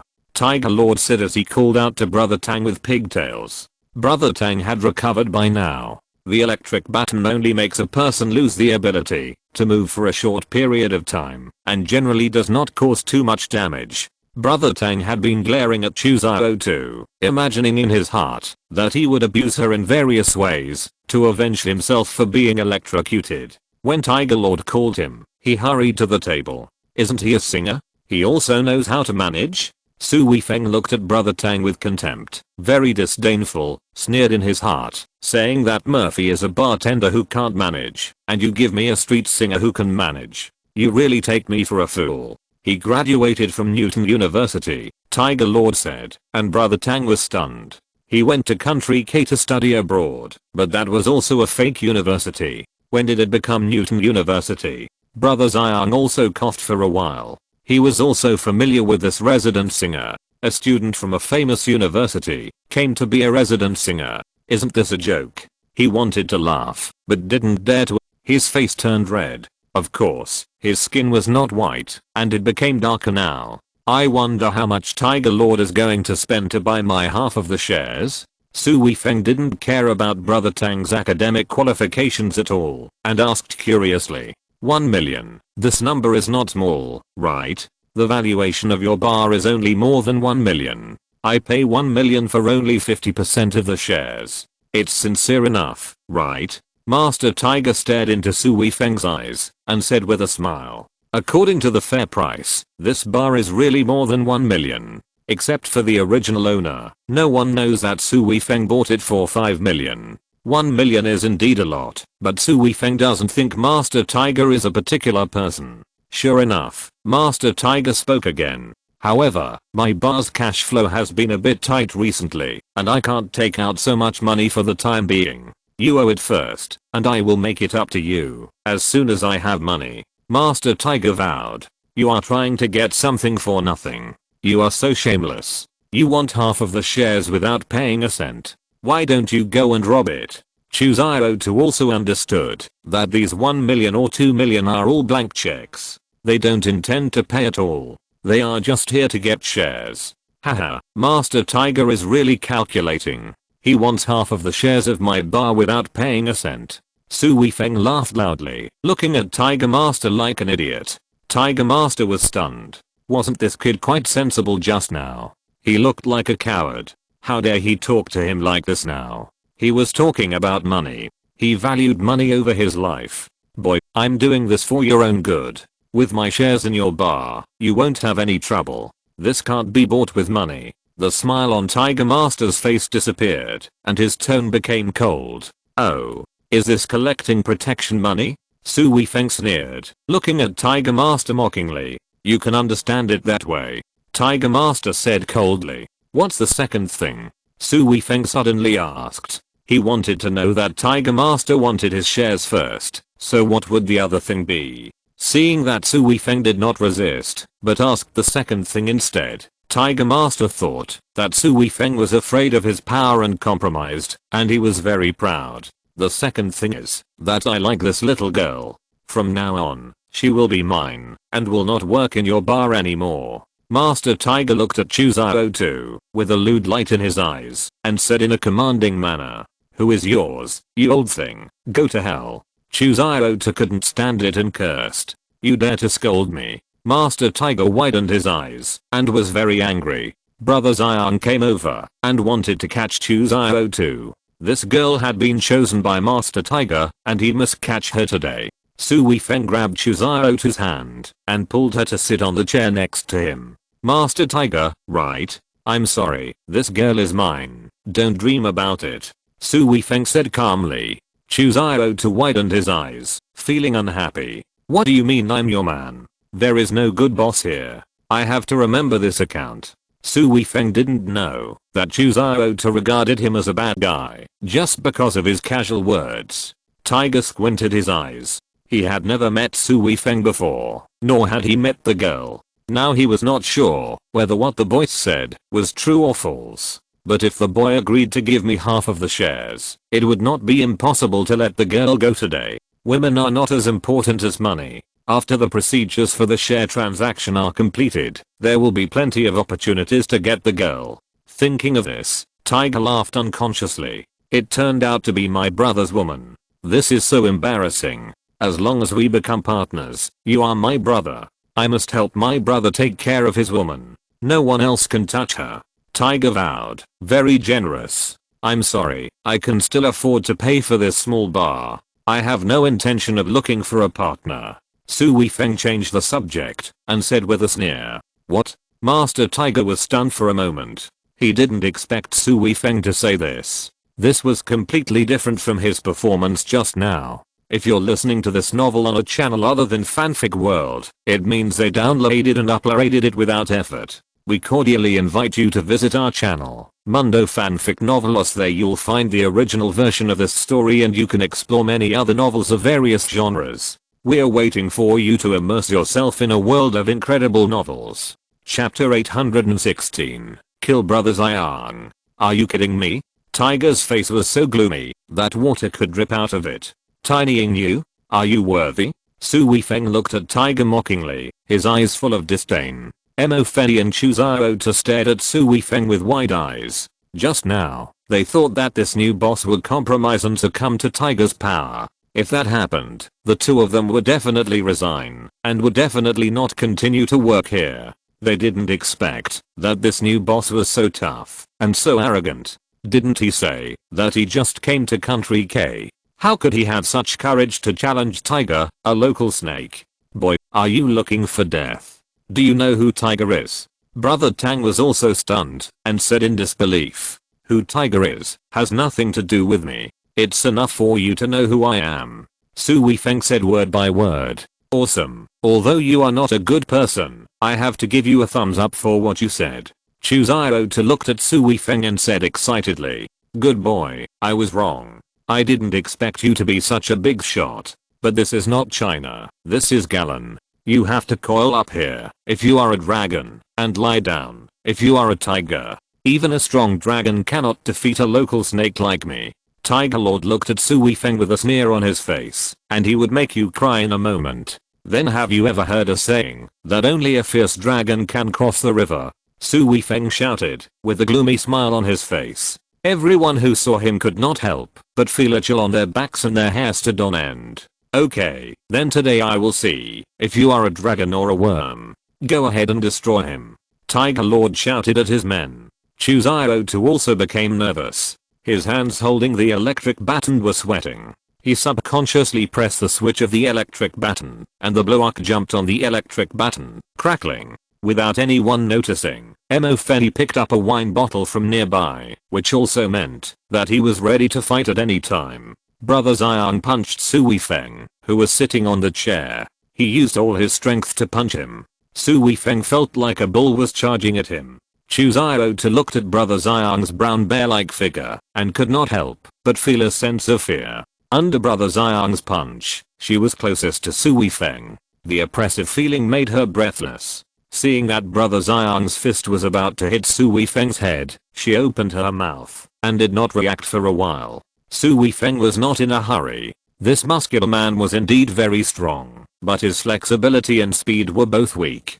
Su Weifeng stood up and gently moved a step to the left, successfully avoiding Brother Xiang's attack. Then he quickly punched Brother Xiang's Adam's apple.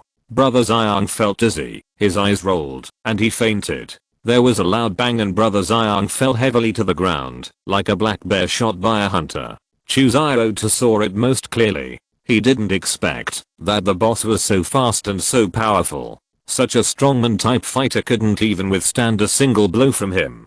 Tiger opened his mouth and was about to laugh, but the laughter was held back in his stomach. He had just imagined the scene of Su Weifeng's face covered in blood, but the scene changed too quickly. It shouldn't be like this. Brother Xiang is the best fighter in his own team, and Brother Xiang is not Su Weifeng's opponent. The other two men stopped after taking just one step and stood there in a daze, not daring to move. When Brother Xiang attacked just now, they were about to go up and beat him up.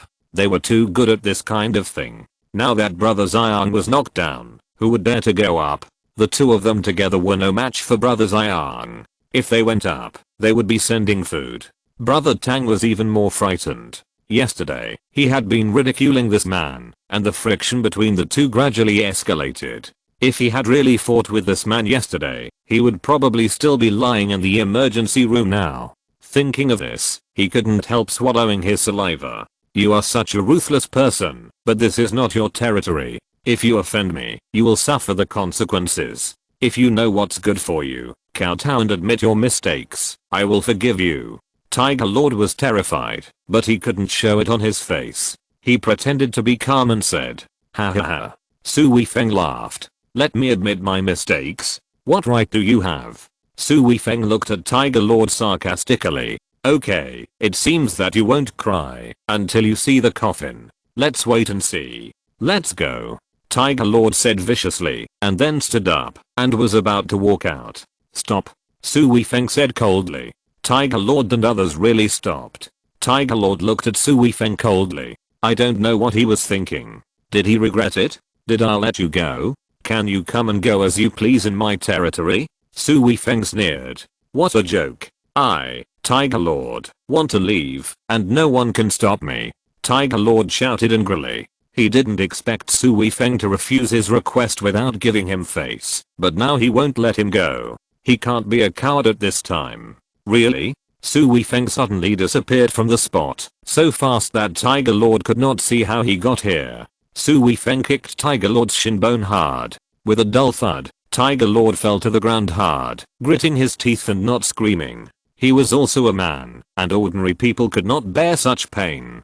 Su Weifeng's kick had cracked his shin bone, and this was the result of Su Weifeng's restraint, otherwise it would have been broken directly. Tiger Lord really wanted to kill Su Weifeng now, but he really couldn't do it now. He didn't have the ability. The pain made him sweat and flow down his head. His eyes were full of resentment when he looked at Su Weifeng. "Do you still want to leave?" Su Weifeng stood in front of Tiger Lord, looking down at him. "What do you want?" Suddenly a voice squeezed out from between his teeth. Brother Tang and the others did not dare to move. They stood there like wooden men. When Su Weifeng looked at them, cold sweat broke out on their backs. They felt like they were being stared at by a tiger. Looking at Su Weifeng was like seeing a creature on the upper level of the food chain. "Don't you want to invest in my bar?" "I agree. Just the 1 million you said." Su Weifeng looked at Tiger Lord grimly. The smile on his face made his heart seem to freeze. Tiger Lord knew that there was absolutely no such good thing and waited for Su Weifeng's next words. "Boss, you are stupid.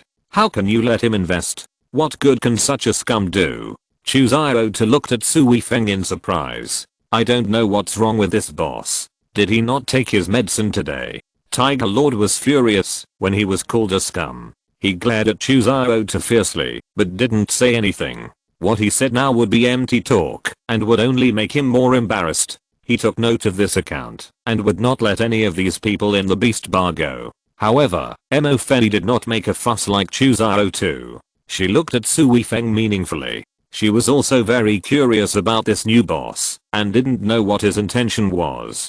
Chapter 817 A share of a glass of wine. "But your 1 million is not to buy half of my shares." Su Weifeng squinted his eyes and looked at Tiger Lord. The smile on his face was very strange. If Lin Zhuangxuan and the others were here, they would understand Su Weifeng's intention in a second. Su Weifeng was planning to cheat people again. "Boss, your smile now looks like a villain." Chu Xiaotu looked at Su Weifeng and said blankly. In her impression, the big villains in the movie always smiled so eerie and weird. Su Weifeng's head was full of black lines. What kind of pig teammate is this? Why do I look like a villain? I'm a patriotic young man with 5 good deeds and 4 beauties. How much is that? Tiger Lord felt bitter in his heart. It seemed that, if he didn't bleed a lot today, this kid would not let him leave. It's not half. It's not half. It's better than nothing. For the shares of a glass of wine, I can only give you the shares of a glass of wine. Su Weifeng said seriously, with a smile in his eyes, but he sneered in his heart. If you want to cheat me, you must be prepared to pay the price. The others didn't understand what was going on at first, but they understood it in an instant. This was extortion. 1 million for a glass of wine. What a profiteer, a black shop. You are robbing. Tiger Lord roared, but his voice was indeed pale and weak. At this time, he was in a weak position, and the weak must be bullied. Chu Xiaotu and Mo Fei, two shop assistants, were stunned. Their boss was too cruel. He really dared to ask for it. This was really robbery, and it was a sky-high price. "I have the ability," Su Weifeng said seriously, his eyes full of sarcasm, mocking Tiger Lord for overestimating his own ability and trying to rob his shares. Now he would use his method to deal with him. No money, but a life. Tiger Lord gritted his teeth and said, today he simply risked everything. "I don't believe this kid really dares to kill people." Su Weifeng did not say anything. He came directly to Tiger Lord's side and stepped on his broken leg with one foot. He exerted force with his foot, rubbing and crushing it bit by bit. A piercing pain came from Tiger Lord's leg. At first, he gritted his teeth and stopped. As the sweat on his head increased, he was about to collapse. None of Brother Tang and his friends dared to step forward. It was definitely not a wise choice to anger this Demon King at this time.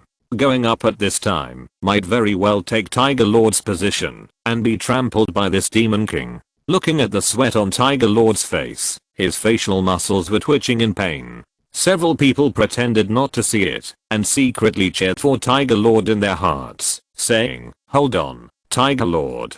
Su Weifeng's foot strength continued to increase. A squeaking sound came from Tiger Lord's leg. It was the sound made by the bones that could not bear this force. This sound made people's teeth itch. Our Tiger Lord finally couldn't bear it anymore and cried out miserably. At this time, there were still some guests outside the gate, watching the excitement, but no one dared to come in and meddle in other people's business. No one dared to intervene when Tiger Lord came to clear the place just now. Now that the owner of the bar came out and abused Tiger Lord, no one cared. On the contrary, it was particularly enjoyable to watch, as if all the anger he had been driven away had been vented. I'll give it to you. I'll give it to you.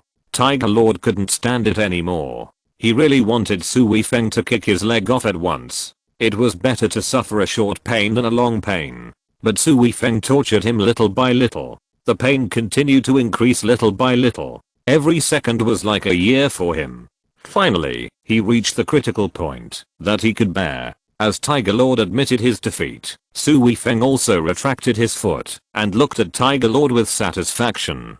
Tiger Lord was lying on the ground, panting heavily, feeling relaxed all over. He didn't feel bad about the 1 million at this time. He was only glad that he was alive. He really felt like he was going to die just now. Su Weifeng took out the payment code on his mobile phone and handed it to Tiger. In the surprised eyes of the people around him, Tiger transferred 1 million to Su Weifeng. Su Weifeng counted the digits carefully and took back the phone with satisfaction. I can leave now. Tiger was now scared. His momentum just now had disappeared without a trace. He said to Su Weifeng helplessly, "Can I leave now?" The devil sounded in Tiger's ears again. Although Su Weifeng's voice was not loud, it was like thunder in Tiger's ears. "I have given you 1 million. What else do you want?" Tiger was about to cry. He had never been so aggrieved in his life, and all this was his own fault. "You gave me this voluntarily. You took the initiative to come to me to cooperate and give me 1 million. Everyone heard it. You can't say that I robbed you." Su Weifeng said righteously, "Yes, I took the initiative to give money to Boss Su. We saw it." A man's voice came from outside the door. It was a guest who had just been driven away. "You gave it voluntarily, and we can testify to it," another elderly man said.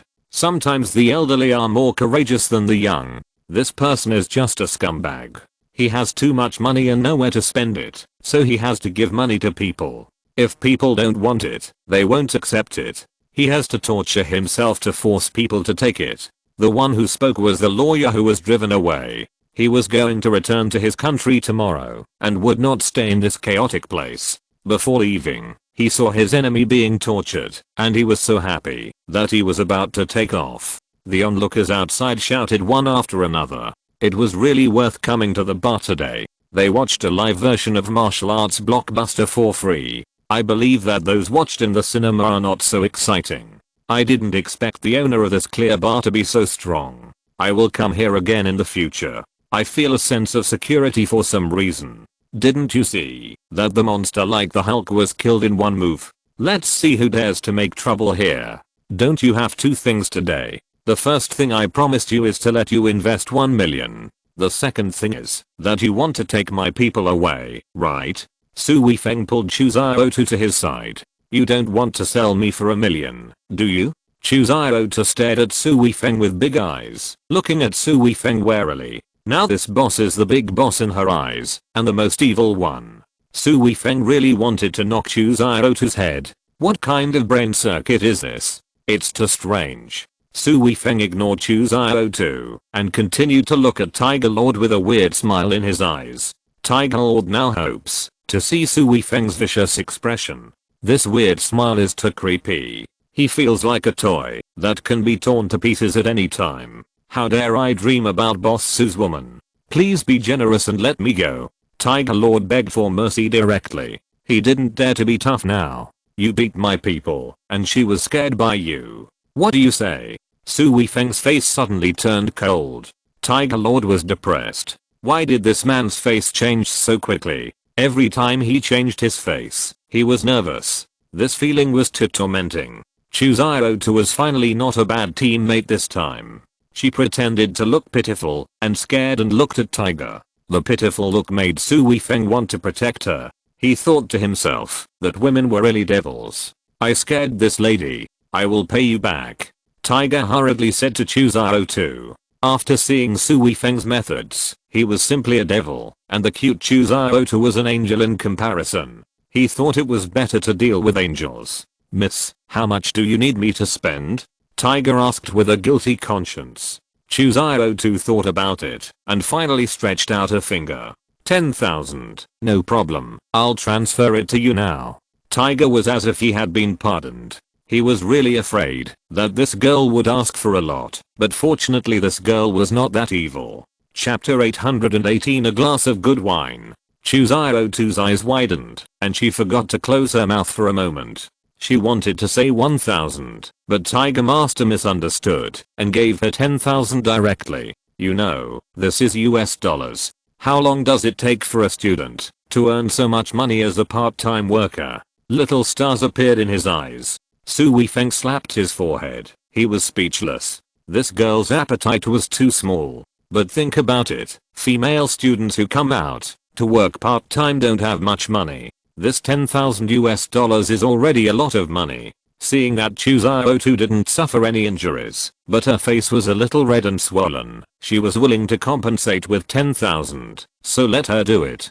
Tiger Master transferred another 10,000 US dollars to Chu 02. Chu 02 looked at the balance display on her mobile phone, her face full of smiles. This happiness is really not fake. After that, Tiger Master didn't dare to ask any more questions, just waiting there for Su Weifeng to speak, and he didn't dare to leave without speaking. Fei, go and mix a glass of wine. You need the best wine with the highest alcohol content. Also use the small white bottle in your drawer. Don't feel bad. Tiger Lord spent 1 million to buy this wine. You can't fool around with it. Su Weifeng blinked at Mo Fei and said meaningfully. Mo Fei's heart trembled. Others didn't react much, thinking that Su Weifeng wanted her to mix a good glass of wine, but Mo Fei knew that the small white bottle in her drawer was not wine at all. It was 93-degree alcohol, which she sometimes used to wipe things and disinfect. Mo Fei looked at Tiger Lord, and a strange smile flashed across her face, and then she went straight to the bar. Mo Fei mixed vodka, tequila, rum, whiskey and other spirits together, and added a lot of high alcohol. After a lot of tossing, a glass of black liquid appeared in front of Tiger Lord. At this time, Tiger Lord had been helped up by several men. Brother Xiang had also woken up. Several people gathered together and looked at Su Weifeng warily. In their eyes, Su Weifeng was a demon at this time. I've already paid, so I won't drink the wine, Tiger Lord said with a look of horror on his face. Tiger Lord looked at the black liquid and smelled the strange smell. His sixth sense told him that this thing couldn't be drunk. Drinking it would kill people. How can that be possible? Tiger Lord has invested in it. Your share is this glass of wine. If you don't drink it, do you have any other ideas? Su Weifeng said with a gloomy face, staring at Tiger Lord. Tiger Lord's face was ugly. He knew that he had to drink this wine today. He had already thought about it. He would go back and break Brother Tang's legs first. If he hadn't urged him, saying that the bar had a new owner who had just arrived and had no power and influence, it was a good opportunity to take advantage of it. Why would he rush here in such a hurry, fearing that it would be too late and this advantage would be taken by others? As for the owner of the bar, Tiger Lord certainly couldn't let him go. He admitted defeat today, but he had to get his revenge back. My money wasn't so easy to get. Tiger Lord gritted his teeth, a look of fearlessness on his face. He picked up the bar, held his breath, and drank it all in one gulp. Then the glass fell to the ground and shattered with a snap. Tiger Lord felt a fire burning in his stomach and his head was about to explode. He fell down as soon as he took a step. As luck would have it, his face hit the ground flat, and his face was immediately covered with blood. Brother Xiang and others hurriedly carried Tiger Lord on their backs and ran out. They drove to the hospital quickly. They had to wash Tiger Lord's stomach. Fearing that they were too late, Tiger Lord explained. Until they left the house, none of these people dared to look back. If anyone made eye contact with the owner of the bar, and the owner said, "We are destined to be together, so I'll buy you a drink," then they would be so sad that they would cry without tears. They really had no tears and fainted directly. "Boss, I'll transfer the money to you in a while." Chu 02 pursed her lips and said with a distressed look. She knew that the money was given completely because of the boss's power, otherwise the Tiger Master would not compensate her at all. Although she felt distressed, she was still prepared to give it to Su Weifeng. "Okay, send it to me," Su Weifeng said with a smile. "Ah, really send it?" Qiao had a bitter face, and she was still hoping that the boss would say no, but it seemed that this hope was dashed. Can you leave me a little less? You have so much money, so you don't need this. Qiao was still unwilling to give up, and muttered in a low voice. No. Su Weifeng said firmly. Oh. Qiao looked disappointed. She had never had so much money in her hands. She had to hand it over before she could even warm it up. She felt so distressed. Looking at Qiao's pitiful look, Su Weifeng laughed immediately. He didn't intend to take it, but was just joking. Don't give it to me. I'm just teasing you. Su Weifeng said with a smile. Qiao jumped up excitedly when she heard that she really didn't have to give it to the boss. Her eyes were full of stars, and she was overjoyed. She was so lucky today that she made so much money on her first day at work. Fifi will also have a share. We have a good income today. This is considered as a dividend for everyone. Keep working hard in the future. Su Weifeng said, and transferred another $10,000 to Mo Fei. Seeing Su Weifeng's generosity, $10,000 was just a dividend. Qiao and Mo Fei were shocked. Boss, are you still open now? A man outside said with some fear. He was one of the guests who had just been kicked out. Seeing that the owner of the bar was so fierce, he admired him very much and wanted to come in for a few more drinks. It would be even better if he had the opportunity to make friends with the owner. Su Weifeng looked at the people watching outside. Most of these people were the guests who were kicked out today. At this time, these people were looking at Su Weifeng expectantly. Su Weifeng laughed. Today we are open as usual, and today is the first day I took over the bar. Big discount. Today all drinks are free, unlimited. Everyone will not leave until drunk. But one thing, don't make too much noise. Su Weifeng said proudly. He also knew that this bar didn't have any good wine. This little wine money was completely negligible for him. Long live Boss Su. Thank you, boss, thank you, boss Su. The crowd of onlookers came in excitedly, fearing that they would lose their seats if they were late. This bar often has discounts, but it has never been heard of that all the wine is free. This good wine is also very expensive. For the bar, this is just throwing money out. Prodigal son. Mo Fei was so angry that his teeth were itching. This rich second generation can't spend money like this. It's easy to spend hundreds of thousands of free drinks in one night. This is really not money. Qiao felt the same way and nodded from time to time. She had just looked at the price list of some wines. It was normal to cost over $1,000 a glass, and those were not very good wines. 2 glasses per person, and 10,000 for 5 people was simply unimaginable. Just now she thought that the boss was very generous to give her $10,000 directly, but now when she looked at it, there was only one word in her mind. Spendthrift. Really spendthrift. Chapter 819. Go to my house. The Beast Bar had its best day since its opening. With the invitation of friends and friends, all seats were full. Even the bar was full of people. Qiao had to move out the temporary plastic stools from the warehouse upstairs. The guests didn't mind. Even if there were no stools, standing tickets were fine. What else could they ask for with free drinks? Today, the other bar owners on Bar Street were puzzled. They had never seen that bar so popular, but their own bar was much quieter today. It was obvious that the customer base had been snatched away.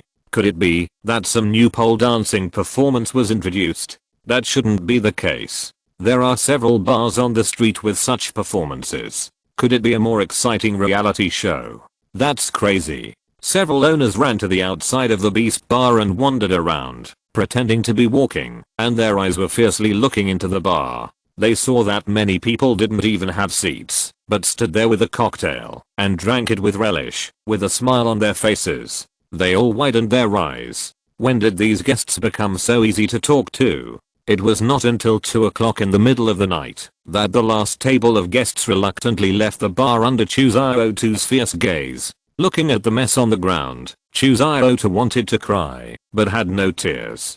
Thinking about having to clean up the battlefield tomorrow, she almost sat on the ground and cried. Qiao was better off. The worst was Mo Fei. He could mix thousands of glasses of wine at night. Both arms felt like they were filled with lead. It was painful to lift them up. At this time, Su Weifeng slowly walked down from upstairs and was shocked to see the scene in the bar downstairs. There were glasses and bottles everywhere on the ground, and all kinds of drinks spilled on the ground were mixed together. The air was filled with a strange smell of alcohol. Looking at Chu Xiaotu and Mo Fei, who were almost exhausted, Mo Fei was still okay, still looking at him coldly, while Chu Xiaotu's eyes wanted to eat him. He realized what he had said, and how the customers were happy, and what he had done to his 2 employees. Everyone has worked hard today. Seeing that everyone has worked so hard, your salary will be doubled this month. Su Weifeng walked down very calmly, and said with a smile. As expected, money is still the most powerful. Even Chu Xiaotu, who had glared at Su Weifeng fiercely, now looked at Su Weifeng with stars in her eyes, and the fatigue on her body was relieved a lot. Don't clean up today. Everyone has worked hard. Go home and rest early. Su Weifeng said. Mo Fei said nothing, picked up her clothes, and went out of the bar directly, and soon disappeared in the bar street. Chu Xiaotu and Su Weifeng watched Mo Fei leave. This girl is really cold, not the kind of coldness that looks down on people, but the kind of coldness that there is no one in her eyes. It seems that her world is only herself. Boss, Su Weifeng was about to go out, and Chu Xiaotu suddenly said awkwardly, "What's wrong?" Su Weifeng asked puzzledly. Chu Xiaotu looked tangled, but still plucked up the courage to speak. "Boss, can I live in the office?" Chu Xiaotu looked at Su Weifeng expectantly and said, "Living in the office? Why don't you live at home?"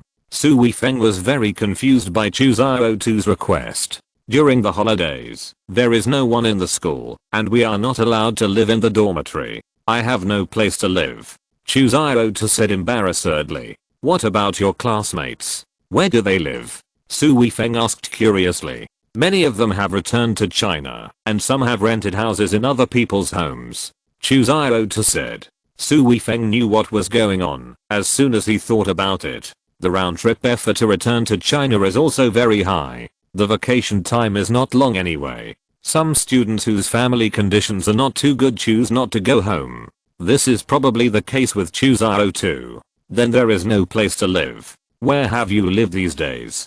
Su Weifeng was curious and couldn't help asking. "I just moved out of the dormitory for a few days and temporarily lived in my classmate's house, but I can't live there permanently. I want to find a part-time job with accommodation so that the housing problem is solved. You can live in the office, but there is no bed. You can't sleep on the table," Su Weifeng said seriously. "It doesn't matter. I can sleep on the sofa. Just let me sleep there." Chu Xiaotu looked at Su Weifeng expectantly. "I do have a place, but I don't know if you'd like to go there," Su Weifeng suddenly said. "Where?" Chu Xiaotu's eyes lit up. "I rented an apartment with 2 bedrooms. I live there by myself. The other bedroom is empty. You can live there if you want."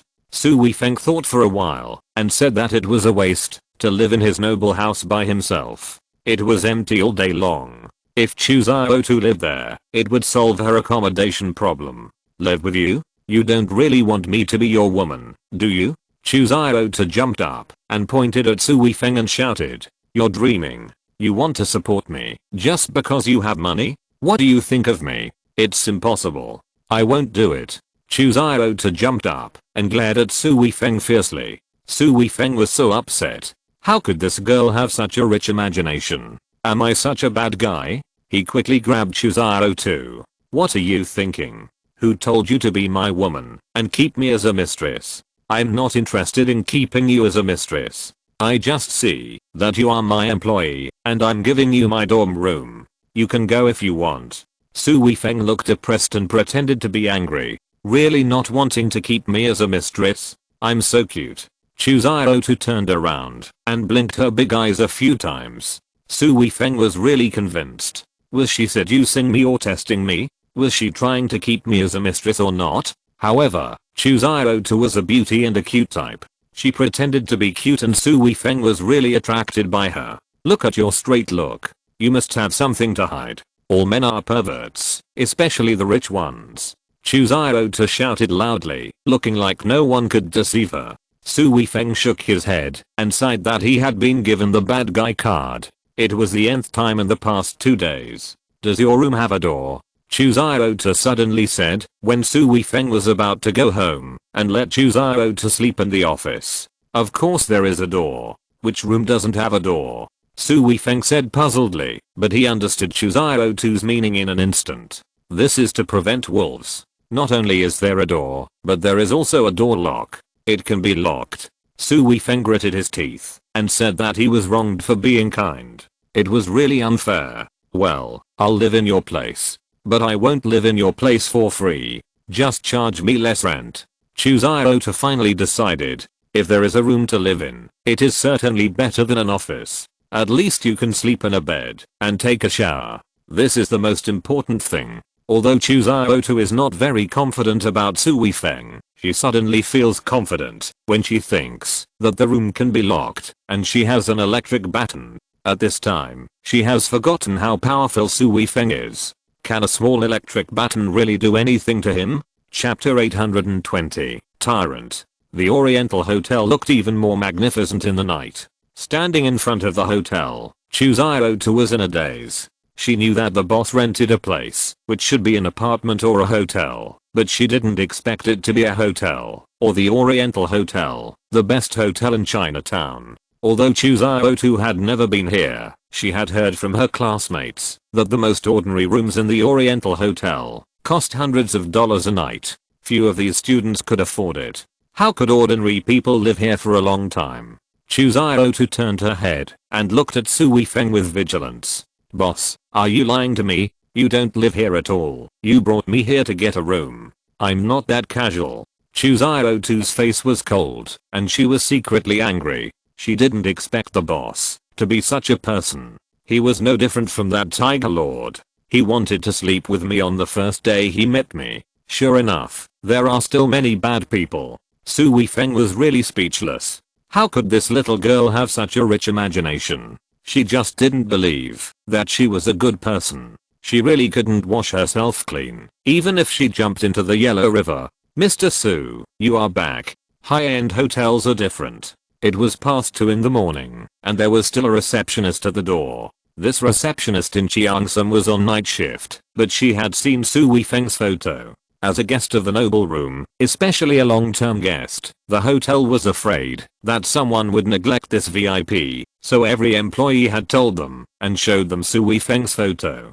This beautiful receptionist greeted Su Weifeng enthusiastically, helped him open the door of the hotel, and bowed slightly. Su Weifeng was very calm. He had seen such scenes many times and nodded with a smile. But Chu Xiaotu was not calm. The receptionist of this hotel obviously knew Su Weifeng, which meant that Su Weifeng really lived here and lived here for a long time. The boss did not lie to herself. Thinking about how self-righteous she was just now, Chu Xiaotu wished she could find a crack in the ground to crawl into.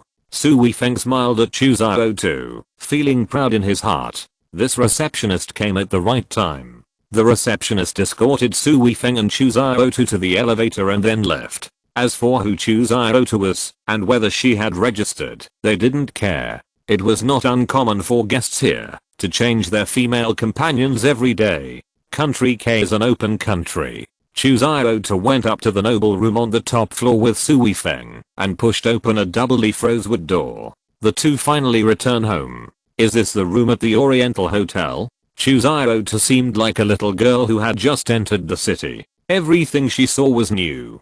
Of course it was new. The bubble massage bathtub, outdoor balcony, gym, infinity pool, and open-air garden were too luxurious. That's your room. Take a look and see if you are satisfied. Su Weifeng pointed to the guest room next to the master bedroom. Chu Xiaotu rushed into the room excitedly. The 3-meter wide round mutton fat jade bed, the bademia carpet, the handmade leather wardrobe, etc. all revealed luxury. Chu Xiaotu tried to lie down on the bed. She sank into the bed and felt trapped in it. It was very comfortable. She felt sleepy unconsciously. Oh, this room is mine, mine. Chu Xiaotu jumped in the room excitedly. Su Weifeng stood at the door, watching Chu Xiaotu happy like a child, with a smile on his face. Boss, this is not an ordinary room. Chu Xiaotu found that she was a little out of control in front of the boss and unconsciously stuck out her tongue. Well, this is a noble room, only one. Su Weifeng said with a smile. Noble room. Chu Xiaotu once thought she had heard it wrong. Although she had never been to the Oriental Hotel, the noble room of the Oriental Hotel was a legend among students. It was said that it cost thousands of dollars a day and ordinary people could not afford it. How much is the rent for this room a day? Chu Xiaotu's heartbeat accelerated and she couldn't help asking. It seems to be $3,000. I don't remember clearly. Su Weifeng thought for a while and said he really didn't remember clearly. He just knew it was in the thousands. As for the first digit, it didn't make any difference to him. Boss, you are really rich. Chu Xiaotu swallowed her saliva. She was already frightened and said with wide eyes, okay, go to bed quickly. It will be dawn if you don't sleep.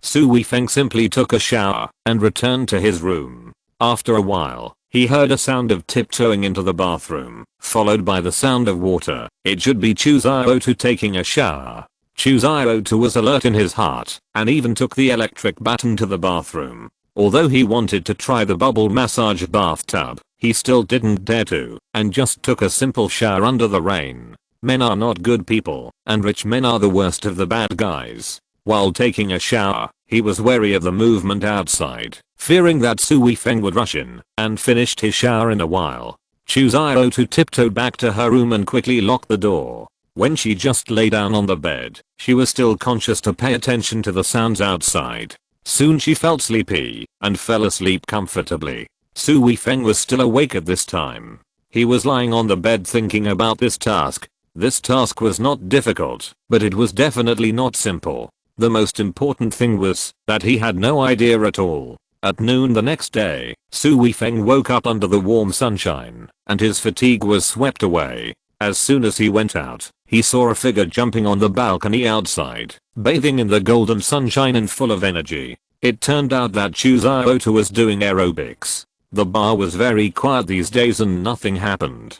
Without free activities, the customer flow returned to its previous state. Chu Xiaotu and Mo Fei were relieved. It was Friday night. Su Weifeng saw that there were not many people, so he asked Mo Fei and others to close the store just after midnight and asked Chu Xiaotu to go home first. He left because he had some things to do. In the past few days, Mo Fei also saw Su Weifeng and Chu Xiaotu going out and coming in together. She was also wondering in her heart whether this girl had gotten together with the boss, but it was just a thought. None of this mattered to her. Su Weifeng tried to get a taxi at the intersection of Bar Street for a long time, but it was not available. This was the time when most customers left the Bar Street, and it was more difficult to get a taxi. Su Weifeng often saw a taxi as soon as he saw it, and several drunks ran up. Su Weifeng did not bother to compete with these drunks. After waiting for almost half an hour, Su Weifeng finally got a taxi. Su Weifeng had already made up his mind that he must buy a car in the future so that he could do things more conveniently. He really couldn't wait to take a taxi when he had something urgent to do. "Where are you going, sir?" the taxi driver said in authentic Mandarin. "Blue Mountain Garden," Su Weifeng said directly. This was where he was going, the gambling stone place mentioned by the fat man. The driver glanced at Su Weifeng, and Su Weifeng could see that the driver's eyes were a little hesitant, but in the end he said nothing. Chapter 821 The Effect of True Qi. Blue Mountain Garden is located on the edge of Chinatown, not too far away. The taxi driver turned around and soon sent Su Weifeng to a retro building. After paying the fare, the taxi driver hesitated and drove away. Su Weifeng knew that the driver was kind-hearted. They were the people who knew the city best and must know that this was a place for gambling on stones. They probably wanted to persuade Su Weifeng, but finally gave up. The so-called Blue Mountain Garden is more like a square surrounded by a wall. It is very large. After entering the Vermilion Lacquer Gate, it was discovered that the Blue Mountain Garden is square in shape. There are antique shops next to the wall. There is also a circle of shops in the middle area, which is in the shape of a circle. Although it is midnight now, the whole Blue Mountain Garden is brightly lit. In front of almost every store, there is a small pile of stones, which is a sign of the gambling stone shop. Su Weifeng looked around. There were not many stone gamblers in the square, about 100 people, and he didn't know about the customers in each store. "Little brother, is this your first time here?" A middle-aged man in pajamas saw Su Weifeng standing alone at the door, looking around curiously, and came up to talk to him. Su Weifeng looked at the middle-aged man wearing pajamas, which was really an alternative image. He didn't know what this man did. "Yes, I also heard about this place, so I came to see the excitement." Su Weifeng still answered. "I ran away secretly without telling my wife, and I didn't have time to change clothes." The middle-aged man in pajamas saw that Su Weifeng's eyes were scanning him, and he was also a little embarrassed. "Little brother, it's really your first time here. Just call me Brother Qian. Haha, follow me, I'm a regular here, I'll show you around." Brother Qian was very familiar with people and said to Su Weifeng enthusiastically, "Okay, thank you Brother Qian." Su Weifeng also said with a smile, "Don't bet easily when you come here for the first time, that is, don't make a move easily. The experience in this business is to listen more, watch more and buy less. Experience needs to be accumulated slowly. If you want to buy the ones at the door. Although there is nothing good, it is cheap. When you know more, go inside to gamble." Brother Qian enthusiastically imparted his experience to Su Weifeng, and Su Weifeng was also happy to learn more. Brother Qian first took Su Weifeng to the door of a store. The plaque on the store clearly read a few big words, Treasure Pavilion. Now there are two middle-aged people choosing here at the gambling stone at the door. Old Qian style today is quite unique. A middle-aged man with a Mediterranean hairstyle saw Brother Qian coming and said jokingly,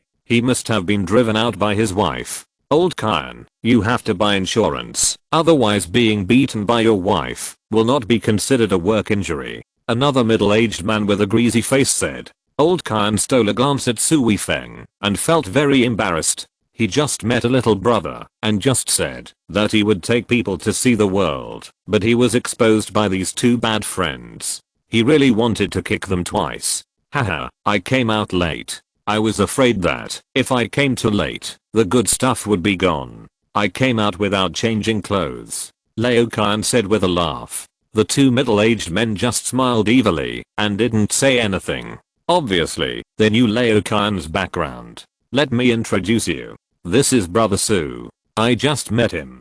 Today is his first time here. I will take him to visit." Lao Qian pulled Su Weifeng over and said. The two middle-aged men were not as enthusiastic as Lao Qian. They just nodded at Su Weifeng and didn't say anything. Su Weifeng squatted down and picked up a stone casually to play with it. The stone was earth gray and had a thick layer of stone skin on the outside, but it was round overall. Su Weifeng knew that this was a water stone, fished out of the water. Su Weifeng had only heard of gambling on stones before and didn't know much about it. He took the stone and carefully felt it, but didn't feel anything special. He pinched it with his hands and found that the hardness of the stone skin on the outside was also very high, which was no different from ordinary stones. "Brother Qian, how do you tell whether this rough stone is good or not? You can't tell anything from it." Su Weifeng asked Lao Qian in confusion. "Gambling on stones. Gambling on stones. Of course it depends on gambling, that is, luck," Lao Qian said seriously. Su Weifeng's head was full of black lines. He had heard that gambling on stones includes looking at the site, cracks, etc., but he doesn't know how to do it. From what Brother Qian said, he doesn't know how to look at anything. He is just guessing, so the chance of winning the bet is slim. Think about it, the fat man in the bar should be the same, relying on luck, so he lost everything. Those who have some skills can make gambling on stones a profession, like Brother Qian, who really gambles, that is, giving money to others. The seller picked up a few stones at random, maybe he bought them as gambling stones. Su Weifeng picked up a few more stones casually and squeezed them. They all felt the same, the texture was almost the same, but the hardness was a little different. Suddenly, when he took an oval stone about the size of an egg in his hand, Su Weifeng's hand shook slightly, but it did not attract anyone's attention. Su Weifeng felt a fluctuation of qi in the stone, but it was very weak. When he injected qi into the stone, the qi obviously repelled Su Weifeng's qi, which should be due to different sources. "How much is this stone?" Su Weifeng said to the clerk at the door of the treasure pavilion. "This pile is $20 apiece, and the cutting fee is $10. The young clerk was obviously not very interested. The pile of gambling stones at the door were all leftover scraps, and there were stones picked up from outside. Not only could they not be sold for much money, but they could not be cut into anything. He was just looking at the pile.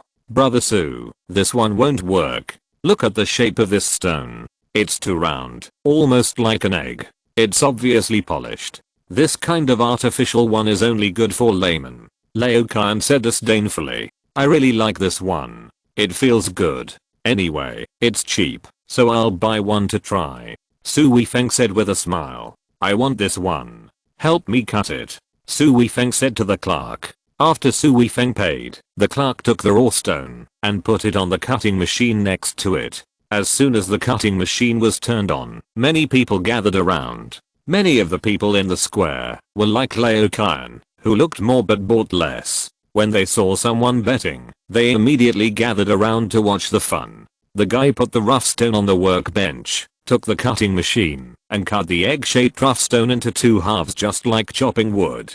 The action was simple and rough. Damn, it really exists. It's not a waste stone. A person who was watching the fun said. At this time, a light green color can be clearly seen from the cross-section, but the size is very small. At this time, a fat old man walked out of the treasure pavilion with a smile on his face.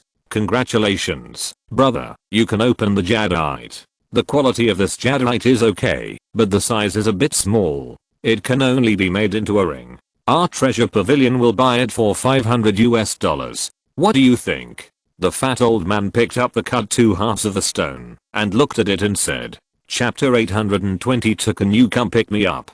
Treasure Pavilion is also a chain of antique shops. We also have one in China. Its reputation is good in the industry. The price it gives is usually not wrong. Brother Kyan said on the side. Okay. Su Weifeng agreed without thinking.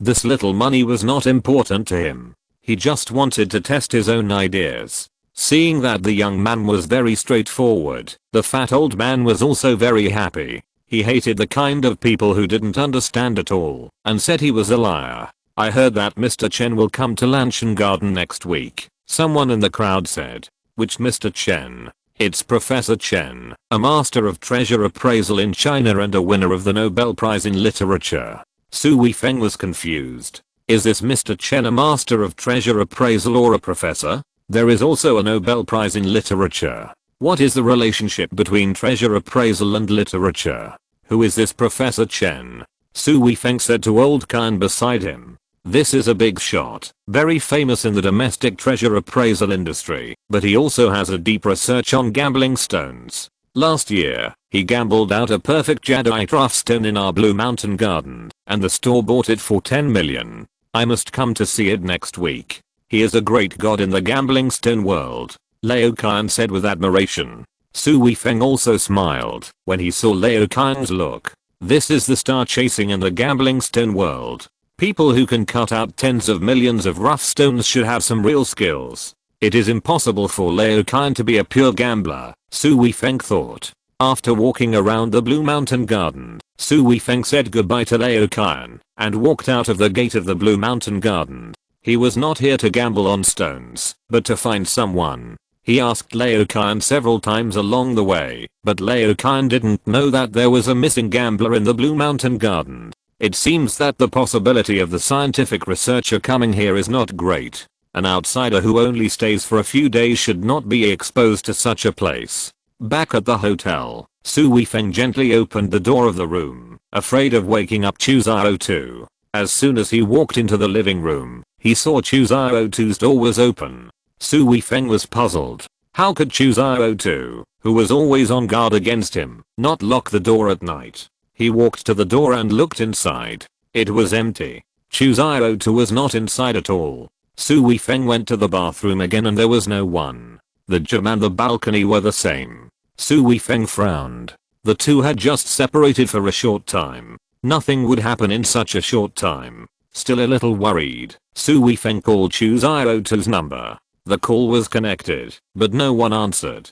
Could something have happened? Su Weifeng had a bad feeling.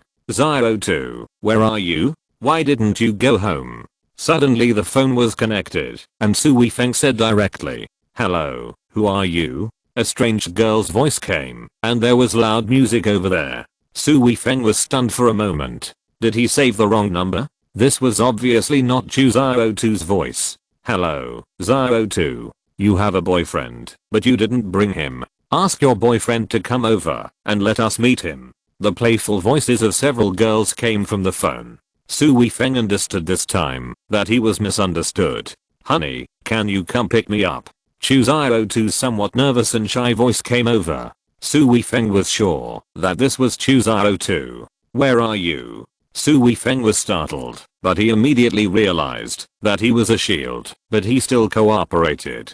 Jingui KTV, 202 Chu Xiaotu reported the address. Su Weifeng hadn't changed his clothes yet, so he went out and rushed to this KTV. Xiaotu, didn't you say that you didn't plan to find a partner in college? Qin Fiyu said unhappily. He was Chu Xiaotu's college classmate, a rich second generation, and his family lived in Beijing.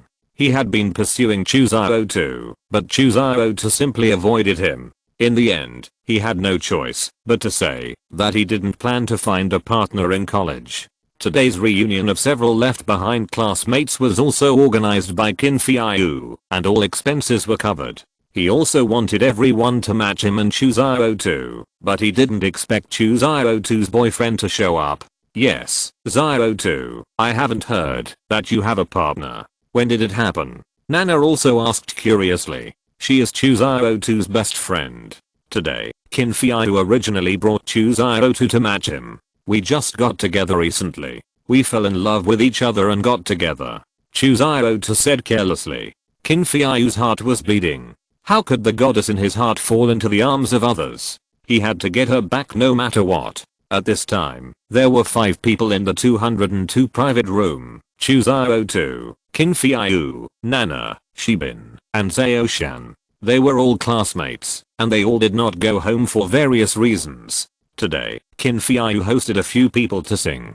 Some people even waited until Chu Xiaotu got off work. Chu Xiaotu didn't want to come, but because of Nana's face, and several people waited until she was so late, she would be embarrassed not to come. Chu Xiaotu, what does your boyfriend do? Is he as rich as Fei Zhen? A tall young man with gold-rimmed glasses said, his eyes full of disdain. He is Shibin, also a rich second generation. I also want to see how much this boy weighs. What kind of man can catch the eye of Chu Xiaotu? A man with tattoos on his arms and short hair on his head laughed coldly. He is Qiao Yushan, a well-known gangster in the school and a friend of Qin Fiyu. Chu Xiaotu was also unsure. She knew that Su Weifeng was rich. In her mind, he was a rich local tyrant, or a local tycoon. Otherwise, how could a normal person go to the Oriental Hotel to rent a noble room for a month? As for Su Weifeng's background, Chu Xiaotu knew nothing.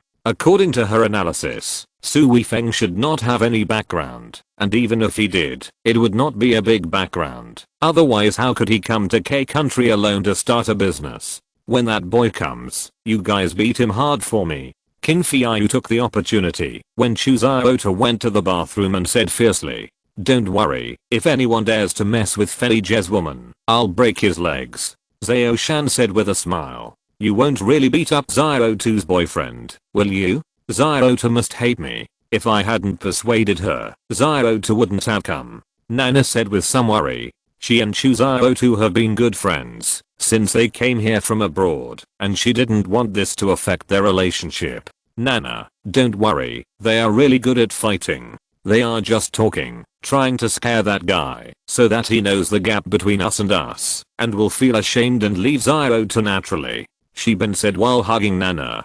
He is Nana's boyfriend. It was because of him that Nana agreed to help match Xiaotu and Qin Fiyu, but the result was indeed not ideal. Xiaotu said she was going to the bathroom, but she was actually waiting for Su Weifeng at the door of the KTV. This situation needs to be explained to the boss first. If you're listening to this novel on a channel other than Fanfic World, it means they downloaded and uploaded it without effort. We cordially invite you to visit our channel, Mundo Fanfic Novelos. There you'll find the original version of this story and you can explore many other novels of various genres. We're waiting for you to immerse yourself in a world of incredible novels. Chapter 823 Contempt. Before Su Wenfeng arrived at the entrance of the KTV, he saw a girl circling back and forth at the entrance of the KTV, looking at the swinging ponytail. It could not be anyone else but Xiao Tu. Su Wenfeng couldn't help laughing when he saw her anxious look. Xiao Tu saw Su Wenfeng walking slowly towards here and hurried over and said anxiously, "Boss, you are here. What's wrong with Xiao Tu?" Su Wenfeng pretended to be confused and asked, "Oh, a rich second generation in school has been pursuing me, but I didn't agree. Today, my best friend said that some left behind classmates had a reunion, and I didn't expect him to be there again. You called just now." Chu Xiaotu told Su Weifeng about the current situation a little embarrassedly. Thinking about calling the boss husband, her face immediately started to burn. "Then should I call you wife later?" Su Weifeng said with a smile. "Ah, it seems so." Chu Xiaotu lowered her head in shame, looking at her toes, and didn't dare to look at Su Weifeng for a while. "Well, I'll call her Xiaotu. It's more natural." Su Weifeng thought for a while and said. The door of the private room 202 was pushed open, and the inside suddenly became quiet. Everyone looked at the door to see if Chu Xiaotu's boyfriend had arrived. It was indeed Chu Xiaotu. Chu Xiaotu walked in with a young man. The young man had an ordinary appearance and was not very tall, but his face revealed a resolute temperament. This should be Chu Xiaotu's boyfriend. Everyone guessed in their hearts. "Let me introduce everyone. This is my boyfriend Su Weifeng. These are all my classmates. This beautiful woman is my best friend Nana. This is Nana's boyfriend Shibin. This is Qiao Yushan, and this is Qin Fiyu." When talking about Qin Fiyu, Chu Xiaotu's tone was deliberately a little heavier, indicating that Su Weifeng was the man who had been chasing him. Su Weifeng swept his eyes over the faces of these people and deliberately looked at Qin Fiyu, his nominal rival in love. This man had a face full of arrogance, looking at him with his nose up, his eyes full of hostility. Su Weifeng smiled and greeted several people and stretched out his hand to shake hands with them. Seeing Chu Xiaotu's boyfriend stretching out his hand, Qin Fiyu and other men looked away, pretending not to see it. Qin Fiyu's mouth corners slightly raised, secretly proud. Nana was embarrassed to see that several men did not shake hands with her bestie, so she quietly poked her boyfriend, but Shibin did not react at all. Nana was so angry that she couldn't help but pinch him hard. Shibin turned back and glared at Nana, but didn't say anything. Nana waved to Su Weifeng awkwardly as a greeting. Chu Xiaotu was also embarrassed and angry at the same time. These people didn't give her face. Even if the boss was pretending to be her boyfriend, she couldn't treat him like this. Chu Xiaotu was about to get angry, but Su Weifeng took back his hand and gently pulled his arm, indicating that it was okay. Only then did Chu Xiaotu bear it back. "My boyfriend has come to pick me up. It's quite late, so I'll go back first." Chu Xiaotu thought that Su Weifeng came to pick her up just for the sake of formality, so that Qin Fiyu would know that she had a boyfriend and not to bother her anymore. "Don't leave right after you come. Chu Xiaotu is also our friend. Xiaotu's boyfriend is here, so we have to get to know him so that we can have fun together in the future," Qin Fiyu said with a smile. Chu Xiaotu looked at Su Weifeng. Since Qin Fiyu said so, it would not be good to leave after a while, but it also depends on the boss's opinion. "Xiaotu, it's so late anyway, so we can go back later." Seeing Su Weifeng speak, Chu Xiaotu was relieved, and the two came to the seat where Chu Xiaotu just sat down. "We are all international students. Is Mr. Su here to study abroad as well?" Qin Fiyu said with a smile. "I'm not here to study abroad. I just arrived here, so I'm visiting relatives," Su Weifeng said casually. "You met Xiaotu right after you came to Country K. You two are really destined to be together." Nana sighed, but she was blaming Xiaotu in her heart for being so easy to date this strange man. "Xiaotu is so cute, I couldn't help but like her," Su Weifeng said seriously. Chu Xiaotu's face flushed when she heard it. It sounded like a real story. Could the boss really like her? But he is not my type. How can I refuse him? Chu Xiaotu has already started to think wildly. Go abroad to visit relatives, and then work here? Xiao Shan sneered. "Nana, I'm not saying anything bad about you. You are Xiaotu's best friend, but you don't care about her. There are so many good boys, but you don't introduce them to Xiao too. What kind of mess are Xiao to in contact with? Shiban also said to Nana run happily. He was talking about Nana in name, but he was actually talking about Su Weifeng. It's not that bad, just find a job, buy a house and settle down. Su Weifeng didn't care, and said casually, how could he argue with a few students? Buy a house. It's easy to say, Xiao too, you can't be fooled by such a man. You know how much Galen's house is. How can he afford it? By working without money and power. He doesn't have Galen's household registration, so he can't even get the government's relief housing. Don't be fooled by such a sweet talking man, Nana said with some worry. In the past, I saw many men in the news who had many girlfriends, pretending to be rich second generations, and then borrowing money from girlfriends everywhere. They were cheating money and being lecherous. Nana was really afraid that Chu Xiaotu would be fooled, and Qin Fiyu was a real second generation rich, so she didn't need to compare to know which one was more suitable. My boyfriend is not lying to me, he has a bar right on the bar street, Chu Xiaotu said hurriedly. It's that kind of small bar, there's not much space in total, and there are not many waiters, about the same size as a steamed bun shop. Xiao Shan snorted coldly. Chu Xiaotu was about to retort, but then she thought that what the guy said was really right. There were only two people, the bartender and herself, the waiter, and there were really not as many people as a steamed bun shop. Being able to open a bar is considered to be a bit powerful. I also know a big boss in the bar street. He also has a bar, and is quite popular in that area. I'll ask him to take care of you when he's free, Xiao Shan said with a smile. He said to take care of you, but it was not certain which kind of care he would take. After talking for a while, it was just contempt for Su Weifeng's lack of money and status. Su Weifeng was too lazy to argue with him. He had the power, so why would he care about a few students? Chu Xiaotu was unhappy. He knew that Su Weifeng was rich, but he didn't think he was richer than Qin Fiyu. Qin Fiyu was rich and powerful, and his family's name was not called for nothing. It was really impossible to compare his boss with the Qin family. Seeing that Su Weifeng ignored them, Chu Xiaotu was relieved. We are about to graduate. What are your plans, Brother Fei? Shiban said. I don't have any plans. My family will arrange for me to set up a company and become a CEO. I really don't like doing this, Qin Fiyu said with a wry smile, but his eyes revealed a sense of pride. Chapter 824 Breakup Fee. Wow, Fiyu is awesome. It would be great if my family could arrange a company for me. Fiyu will depend on you. Nana's eyes were full of stars. She had known for a long time that Qin Fiyu's family was very powerful, but she didn't expect that he could become a CEO right after graduation. It's true that classmates have different fates. That's right, Shiban is my brother, and you are my brother's girlfriend. It's just a matter of a word to arrange you to my company, Qin Fiyu said proudly with a big hand. Really? Thank you very much, Fiyu, Nana said excitedly. Brother, let's have a drink. Shiban was also very happy. Qin Fiyu was giving him face, so he raised his glass and clinked it with Qin Fiyu. Why don't you and Nana come together? I can still stop you from having an office romance, Qin Fiyu said to Shiban with a smile. Thank you, Brother Fei, but I still want to start my own company. Starting a business has always been my dream, Shiban said. That's okay. If you need me, you must come to me. Never forget your friends. I'm going to join a gang.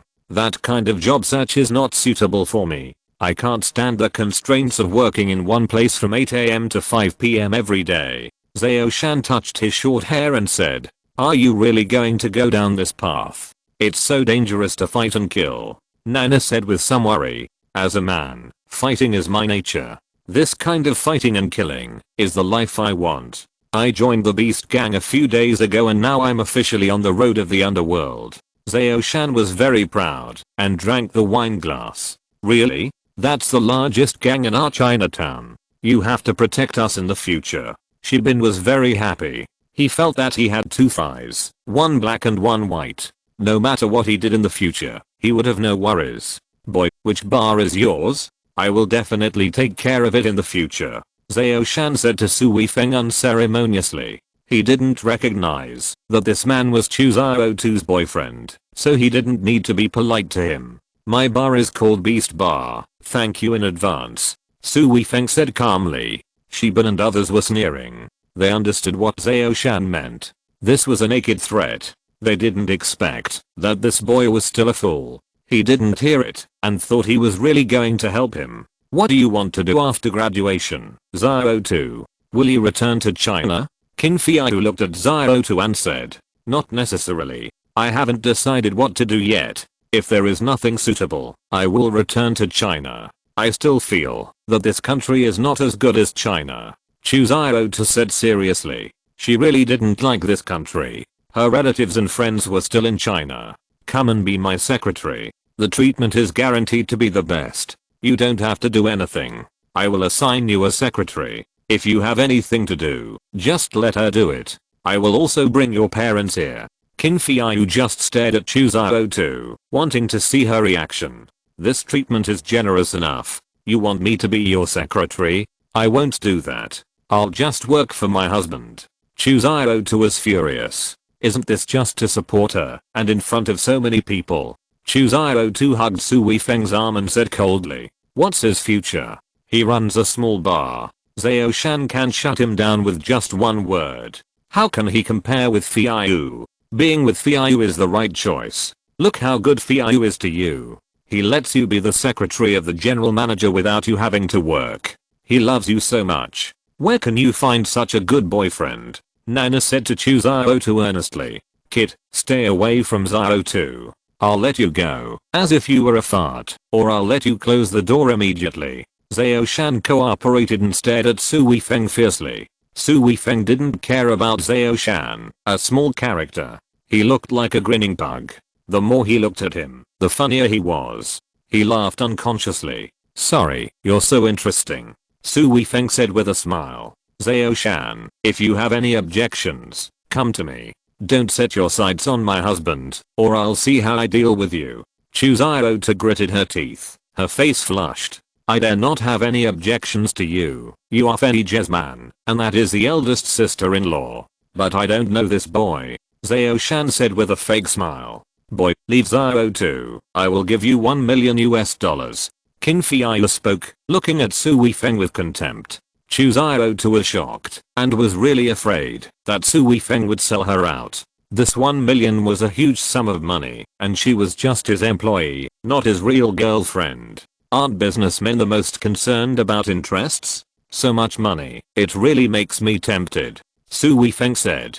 Xiao Tu's heart trembled, and she had a bad premonition. Boss, you can't sell me out for this little money. Although it won't really happen. Qin Fiyu doesn't dare to force herself, but he will definitely cling to her more, and she can't get rid of him, even if she wants to.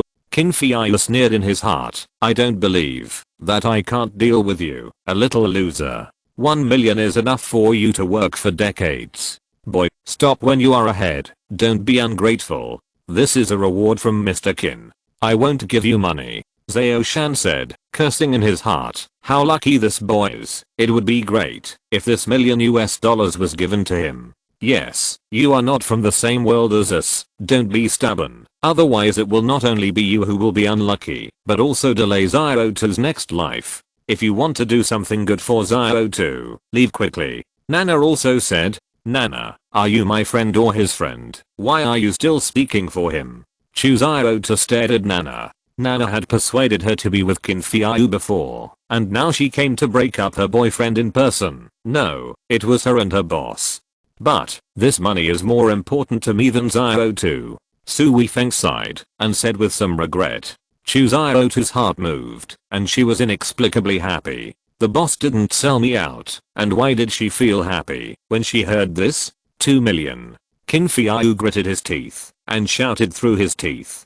Xiao Tu. So much money, I'm a little tempted, but I can't sell myself. But the boss will not be able to help it. The boss, hold on. Nana, is Qin Fiyu crazy? This is more than 10 million RMB. I don't have to worry about the rest of my life with so much money. Shibin is really incomparable to Qin Fiyu. Shibin. Brother Fei is really rich and willful. If I have so much money, I can choose any beauty.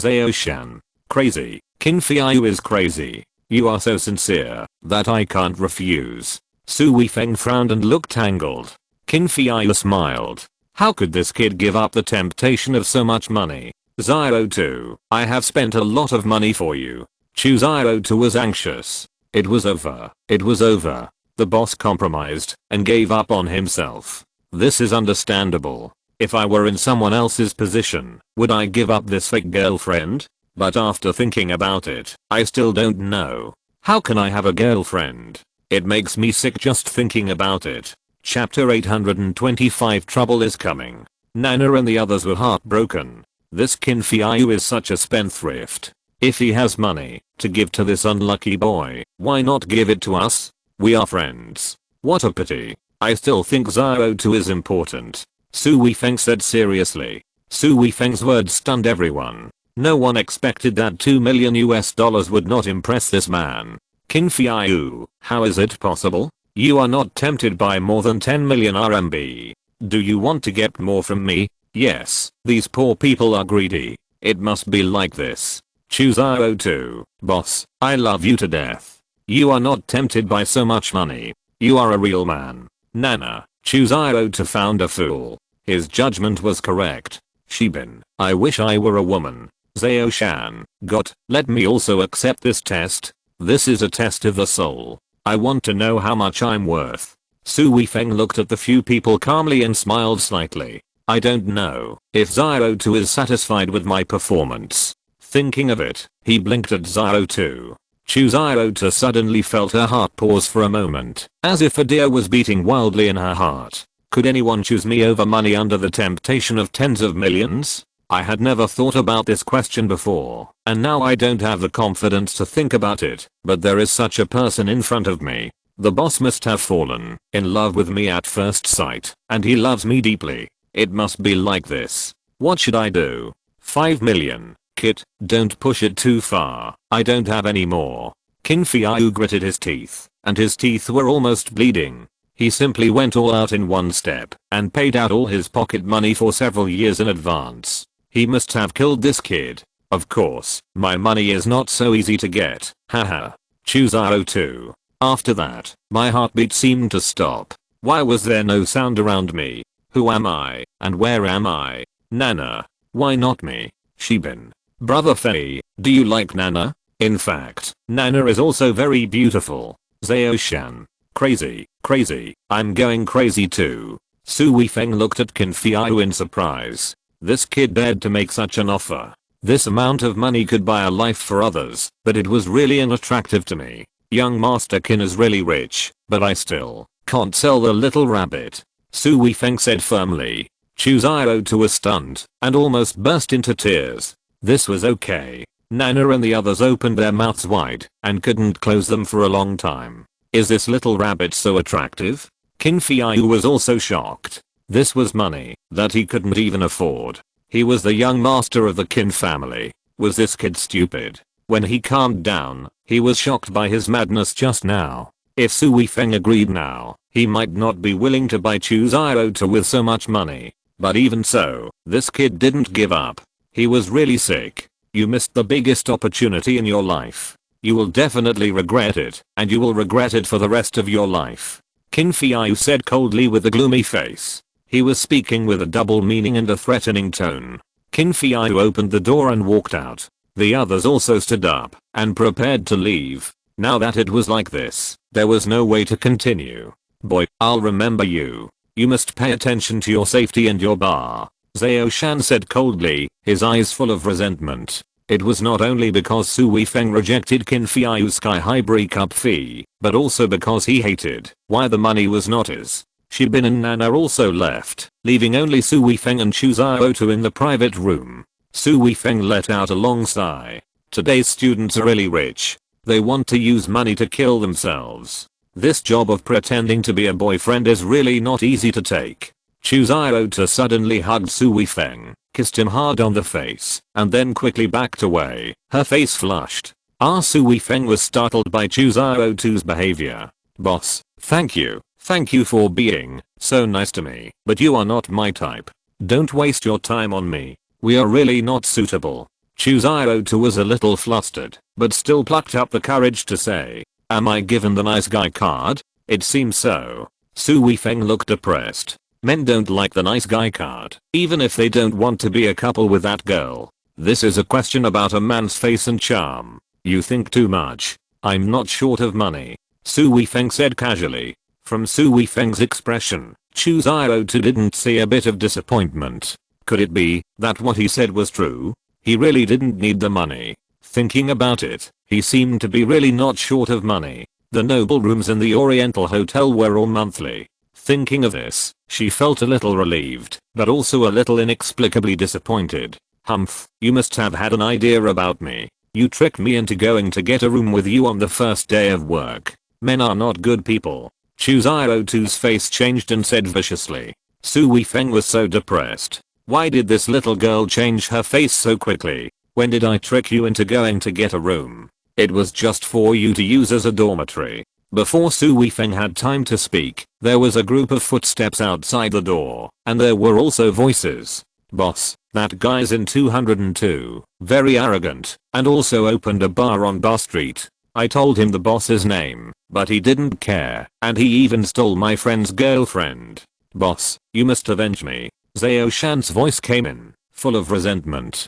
"Don't worry, you are my brother. I'm the most loyal. If you mess with my brother, you will be against me. I must destroy this kid. If you follow me in the future, I guarantee that no one will dare to bully you." A sturdy voice came over. "And someone dared to steal young Master Qin's girlfriend. Isn't this courting death? I must avenge young Master Qin." The voice of the middle-aged man sounded again. "Thank you so much, boss. I, Qin Fiyu, will never forget your help this time." Qin Fiyu said with a smile, full of satisfaction in his heart. "Boy, I want to kill you now. I can't wait." It turned out that when they went to pay the bill, they met Xiao Shan's new boss. Xiao Shan was thinking about how to deal with that kid. Seeing the boss's heart moved, it was not what he thought, and he exaggerated the story of Su Weifeng. His boss agreed immediately. They were in large numbers, and the more opportunities they had to establish their authority in front of their younger brothers, the better. Qiao also heard the movement outside, and felt a little nervous. She took out the electric baton in her pocket, which she also carried with her. "Boss, you run first, they are coming for you," Qiao said to Su Weifeng with some concern. There were many people when you heard these footsteps. The chaos was no less than more than 10 people. Judging from the sound, it should be Xiao Shan who found the gangsters. Those people can do anything. If something happens to your boss, it will be you who harmed him. End of this chapter. Thank you very much for reaching the end. Don't forget to like. Looking for more exclusive content and immediate access? Subscribe to our Patreon. Remember, every like, subscription, or donation encourages us to continue. Thanks to everyone. See you in the next video.